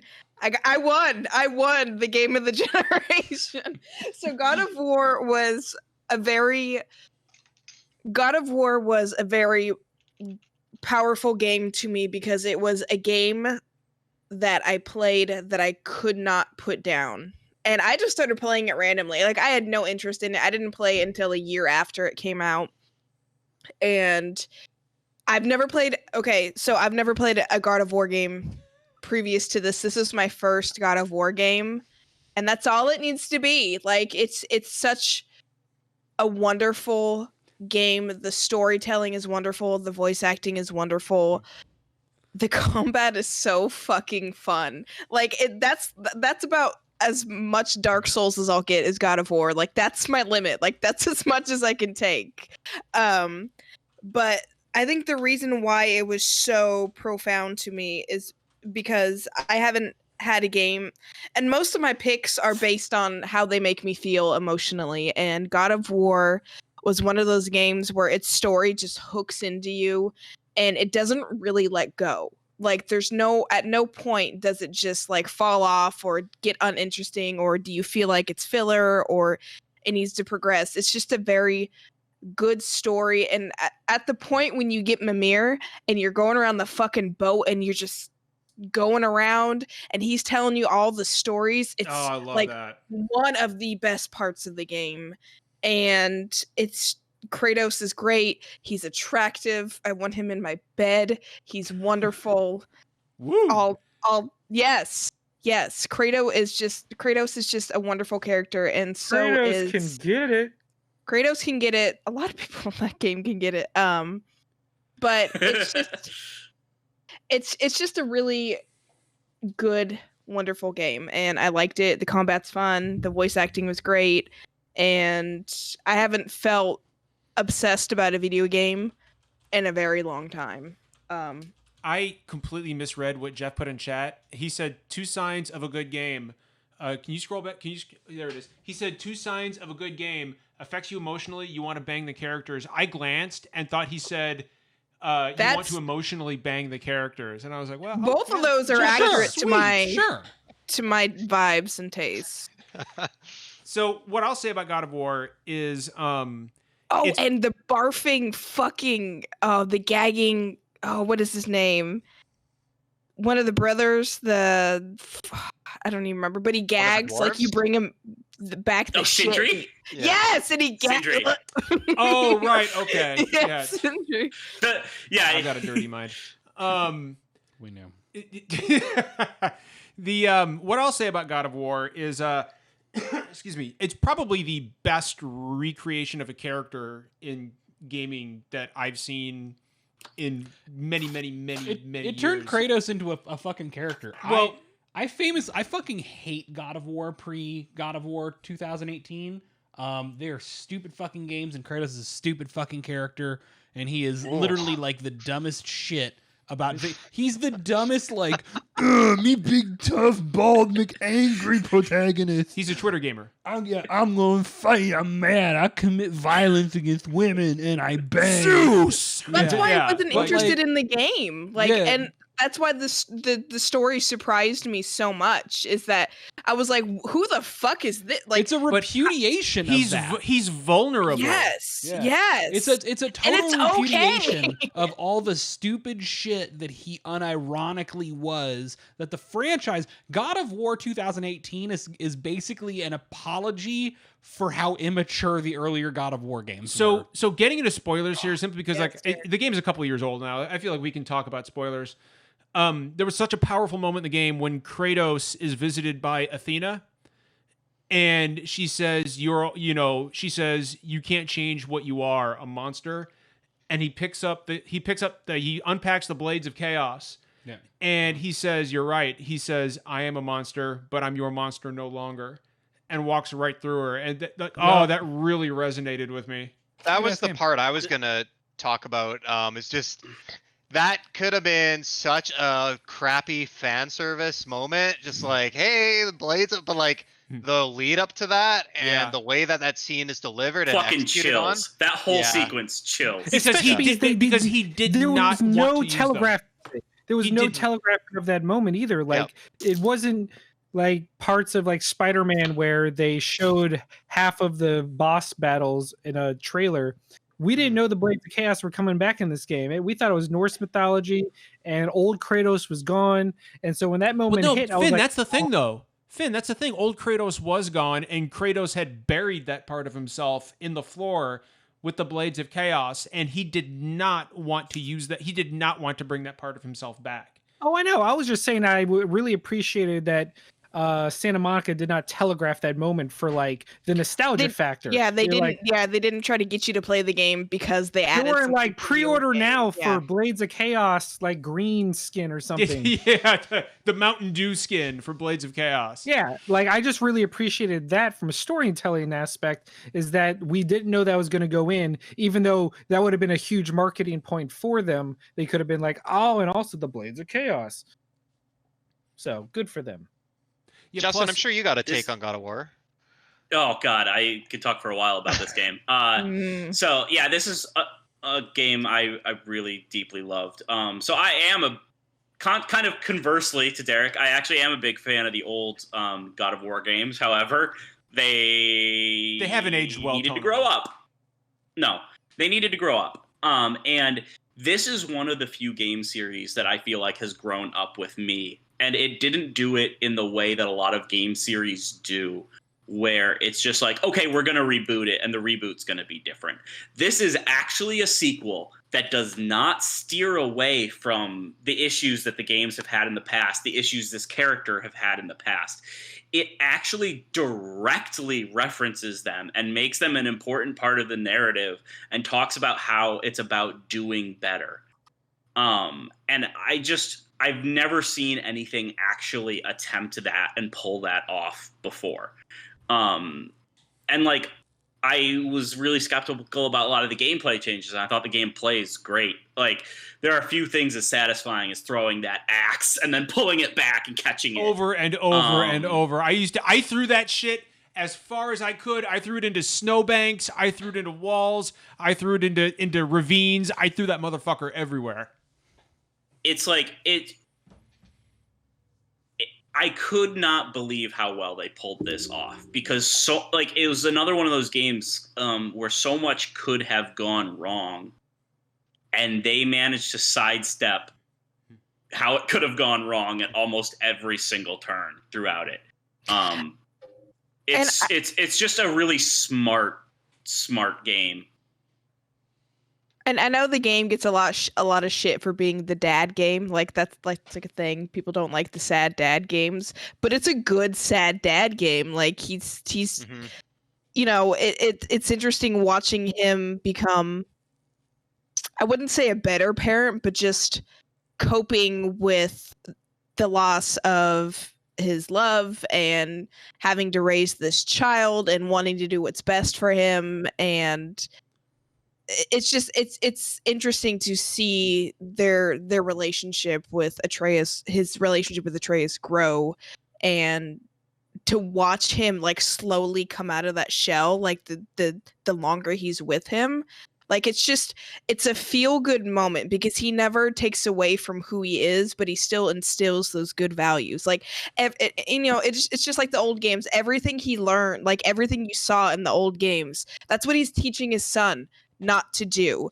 And like that's awesome. Like as a parent myself, like that's what you do. That's how you parent, is you look up on the stuff that you fucked up on or that you wish you could have done better, and you tell your kid, don't fucking do this. Like it's such a good adaptation of parenting that I just love it. You know, as a dad myself, one of the things that I really resonated with me in God of War was the fact that I got, you know, Brittany, you just talked about parenting and values. I got and I saw in chat, people mentioned, you know, people talking about Kratos as a bad dad. I don't think he was a bad dad at all. I think what Kratos was doing with his son was, Kratos from God of War 1, 2, and 3 was just unbridled chaos, right? He was chaos incarnate. This Kratos is regretful, disciplined, stern, reserved. When Baldur came to his home, old Kratos would have just immediately started choking him out. Kratos, he's like, leave my home. And he's restraining himself as much as he can. Because he knows that unbridled rage of his cost him a lot. And so he is raising his son to be stern and disciplined and reserved because because he is so terrified of his son making those same mistake. Like, it's when they're going after the deer, and he's like, only fire when I tell you to fire, or, you must think, do not simply react. Old Kratos was nothing but a reactionary monster. And this one is not. And the last thing I'll say is one of the coolest experiences I had in the past few years was getting the chance to talk with Cory Barlog at PAX West in 2018 about the decisions that drove him to evolve Kratos as a character. And I realized that and he confirmed this with me, that actually Kratos' evolution as a father mirrored Cory Barlog's own evolution as a parent, which I thought was, and there's a sense of deeper maturity in Kratos in the new God of War than there ever was in 1, 2, and 3. And that's what happens when you become a parent. You're essentially, Kratos was forced to grow up. And I don't think they could have handled it any better. All right. We got one game left, our number one game. Before we announce it, quick shout out to everyone in chat who has stuck with us for Absolutely. almost 3 hours. Yeah. We actually have more viewers now than we did ever. So you guys are troopers. Congratulations. And of course, thanks to I think literally all of you except me are on the East Coast. So I am fucking sorry, especially John, who drove so far to get there. Before we get into our last game, just brief guidelines. We are not going to be talking spoilers. I think we're all generally pretty good about that, but just a reminder, there will be no direct story spoilers, no plot beats, anything like that. So if you haven't played it, if you're still trying to catch up, there's no worries. But with that being said, our number one game is interesting because half of the podcast has not even played it. The other half of the podcast, when I pulled them, had this as the undisputed number one game of the generation. I think I picked it even when I misunderstood the rules. I picked it despite not really playing much of it, just because no, this is it. This deserves to be it. It's gonna be there. All right, the number one game of the generation, according to us, who are all that matter, is Final Fantasy 14. The whole fucking deal. Probably mostly Shadowbringers, but all of it counts. I don't know. I think I'm gonna let Britt go first because I don't know. Talk about our Lord and Savior Emmett Selk. So first off, I'm going to say that I played Final Fantasy 14, not in 1.0, but I started in 2.0. So I've experienced the journey from the beginning, from 2.0 through the expansions, up until this point. So I'm going to say that Shadowbringers is the best RPG Final Fantasy I've played in 7 Remake aside that I've played in years. It is one of the most, and I'm going to say this so many times, the reason why I picked Final Fantasy 14 is because I pick games that I'm emotionally drawn to. If I am just tied to it, I will, I'm in. If you get me emotionally invested, if I cry, I'm addicted. I'm in. It's one of my favorite games of all times. And Final Fantasy 14 had not done that up until Shadowbringers. So that's why I had to include Shadowbringers, because it's such a good game. This is just storytelling alone. So that aside, the gameplay is wonderful. The job system is wonderful. Final Fantasy 14 has one of the best communities in any MMO. They ever. Are so patient and understanding. That's not to say there aren't bad eggs in every scenario, but they have such a good, understanding, loving community, and it's so good and refreshing, because the last thing you want to do is be yelled at for not doing a dungeon perfectly or speedrunning it. And the community is just great about that, and that's one of the reasons why I am able to keep jumping back in even when I've taken a break. I've said so much about it already, but Shadowbringers is wonderful. The music is great. I think 14 really kind of surpassed everybody's expectations as far as how good it was going to do. I think they expected it to do well, but not as well as it has. It's pretty much outperformed, I think, what they expected, and it's just yeah. So no, it's the second biggest MMO in the world. It's only the only MMO that's more popular is World of Warcraft.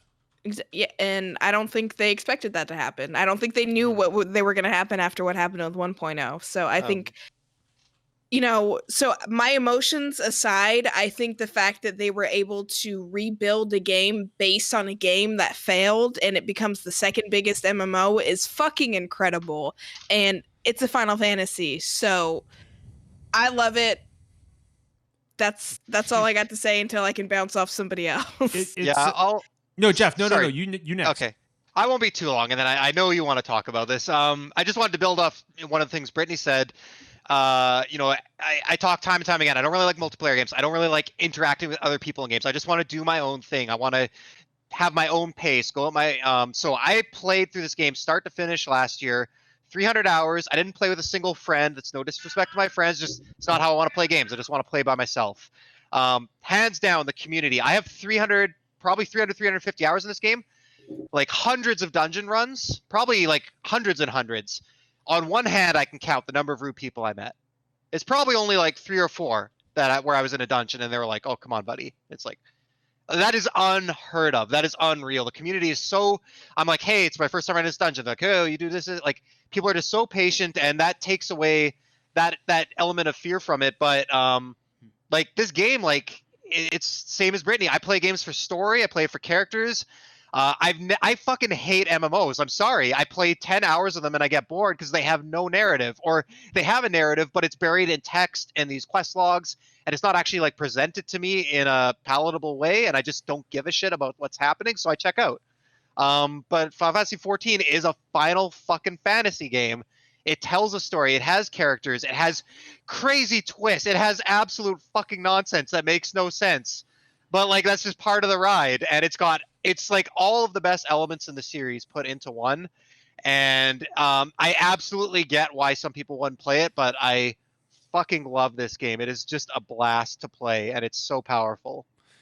John, Jeff, you once said that Final Fantasy 14 is top tier Final Fantasy storytelling, and you're absolutely right. It's some of the best narratives, excuse me, in the entire series. And this is a game. This is essentially a Final Fantasy game that never ends. If there's new storylines, there are characters like Jeff mentioned. There are characters that have been around since day one, and so for years now, you have been exploring with the same characters. Bonding with these characters, caring about their backstories, and everyone, like, it's a fully voiced Final Fantasy game. It's just an MMO. And beyond that, if you're a Final Fantasy fan and you haven't at least tried it, you are missing out on some of the best franchise fan service that you will ever see that is expertly done. Like, there are entire raid runs based, for example, on classic Final Fantasy villains and bosses. Like there's Sigmascape, which is completely based on Final Fantasy VI villains. You fight the Phantom Train, and then the Chatternook, and then the Guardian, and then Kefka.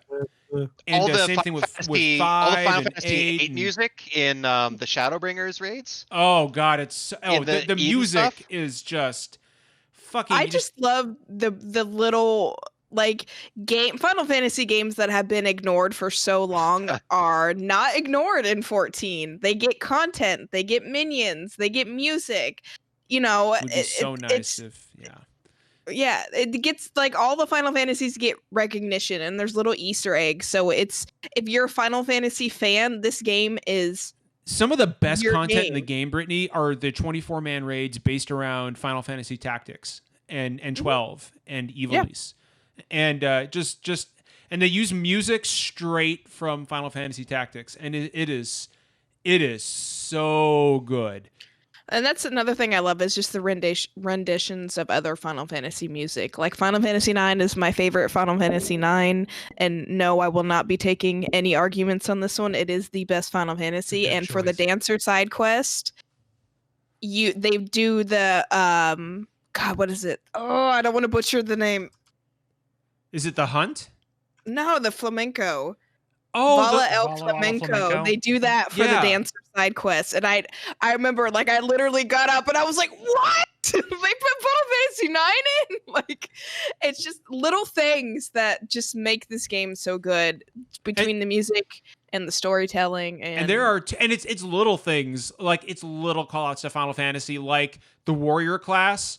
Their battle stance is Titus's battle stance from Final Fantasy X. Like it's these It you know, is.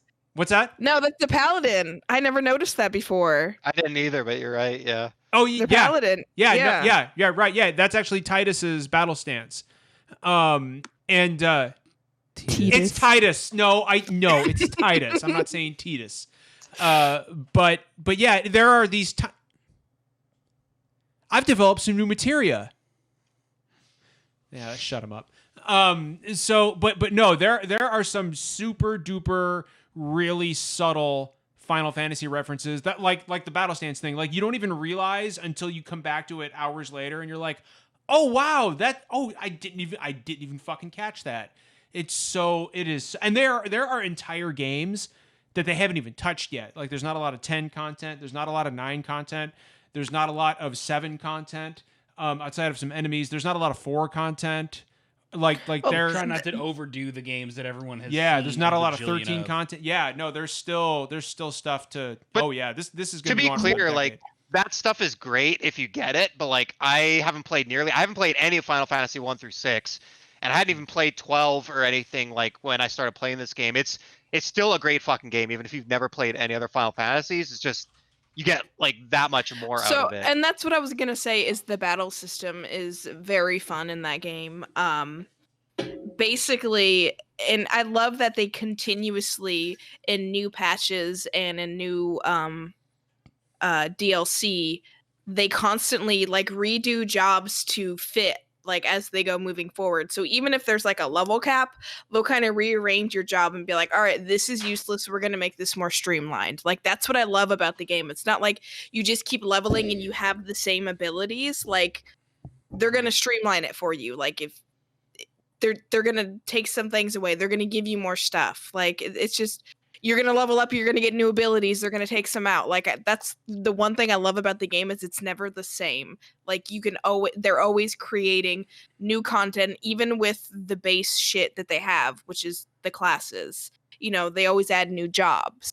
That's not something I think they're going to be doing much any longer, I don't think. But it's going back to 14 as a game. It's a wonderful game. You get to do side quests with a chocobo. Like the community's wonderful. The zones are pretty. The music is great. I think the best expansion by far is Shadowbringers, which is why this is I put it as my game of the list because Shadowbringers is fucking wonderful. I just think that if you aren't an MMO player, you should definitely give it a shot. Because it's got a lot for everybody. You know, there's crafting, there's you know, you can level, you can do stories, you can, you know, if you don't like a class, you don't have to make a new character. You just, you know, you just pick up another weapon and you try that out. Like that's the best part. That's one of the best parts about this game is the job system. You don't have to roll a new character like you do in World of Warcraft. You want to you want to try a white mage, go be a white mage.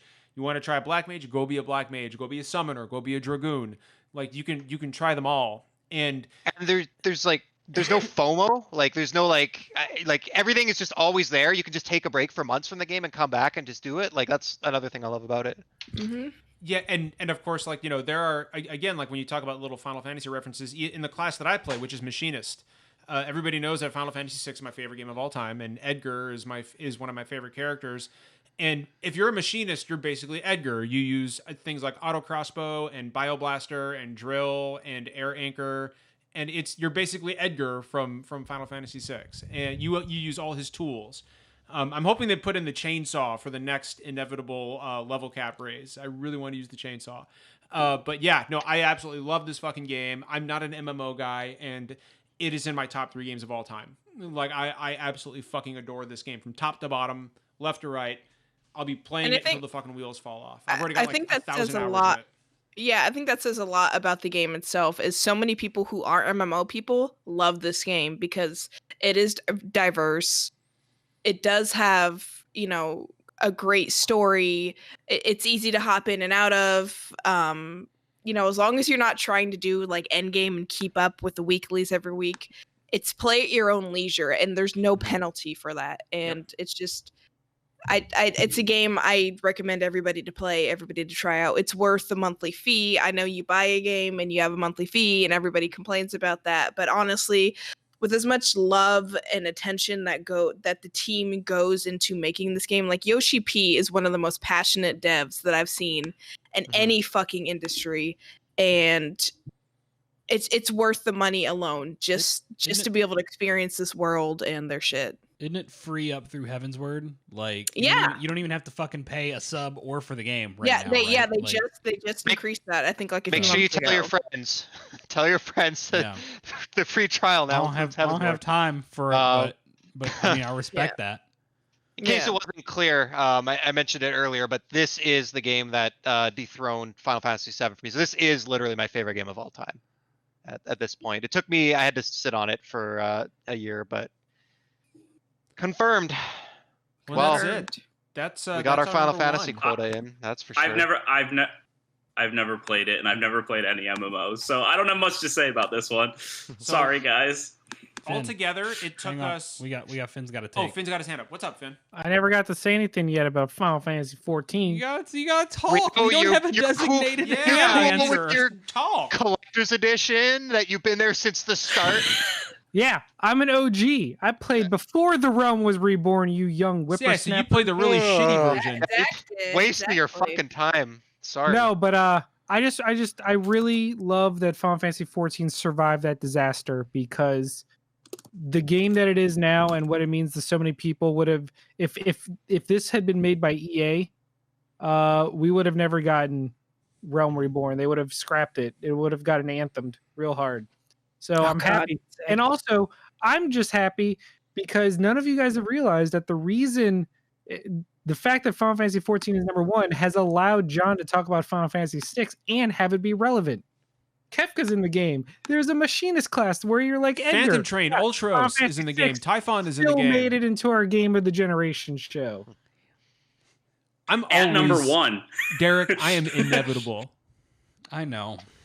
So it took us almost combined 5.5 hours total across almost 2 episodes. 6, closer to 6. Lord, I'm going to die across to get to our number 1 game. Remember when we thought we would get through this in 2 hours? Yeah, one night. We were so young and foolish. We thought we knew everything back then. That was before the great 2020 election. Yeah, now in 2 weeks, a lifetime of experience have made us bitter and cynical. So just a few. Thank you so much to everybody for sticking with us as long as you did. For real. A couple quick housekeeping items. One, and I want to get this out of the way first. It has now been just about a month since Brittany came to us and joined SDGC. This is her 1 month episode, and I just want to say, Brittany, what an absolute joy it is to have you as part of our family now. You were our first pick, basically from Drum Street. We immediately were like, well, it's got to be Brittany. Except for Finn didn't believe in you, and only one person from Louisiana on this show. Yeah. But no, Brittany, you have brought such a sense of happiness into our little podcast, and you belong here. This is your home, and we're so happy on your 1 month anniversary with our podcast to have you here. Just wanted to let you know that. I appreciate it. You scientifically have the most agreeable tastes out of the entire podcast. We proved that with the top 2 games. So yeah, exactly. Yeah, it's been such a treat being here, minus Finn. Like John said, it's been family. You guys are like my family, and I love that you let me talk about video games and that you don't shut me up and you let me thumbs up in stupid Resident Evil way. Appreciate it. So I'm gonna say this without getting interrupted. Finn with a dab. You guys are wonderful, and the community is wonderful, and I can't say enough like how many days this week alone and just this last month where I've just been shitty and I sign on Twitter or I get on the Discord and I see the community and I'm like, these people are just fucking wonderful. Like, you guys are wonderful and the community is wonderful. So I appreciate all of you, and it's just been such a fucking pleasure to be on the show and to be a part of this podcast and to be a part of this community. And thank you guys so much for having me, because it's like been the highlight of my year. So, Well, you are the highlight of our year. of course. And what else? Last There's bits of something going on housekeeping. this Last weekend. bits of housekeeping before we get the fuck off here for the night. I'm so tired. I know. So the whole reason that John is here in Kentucky instead of the state that he lives in, which is not Kentucky, Very tired. is John's going to stop the counts. yeah, we are we're taking over. We're overthrowing Kentucky. No, we Please do. have Extra Life. We have Extra Life. We have a 24-hour charity stream coming up.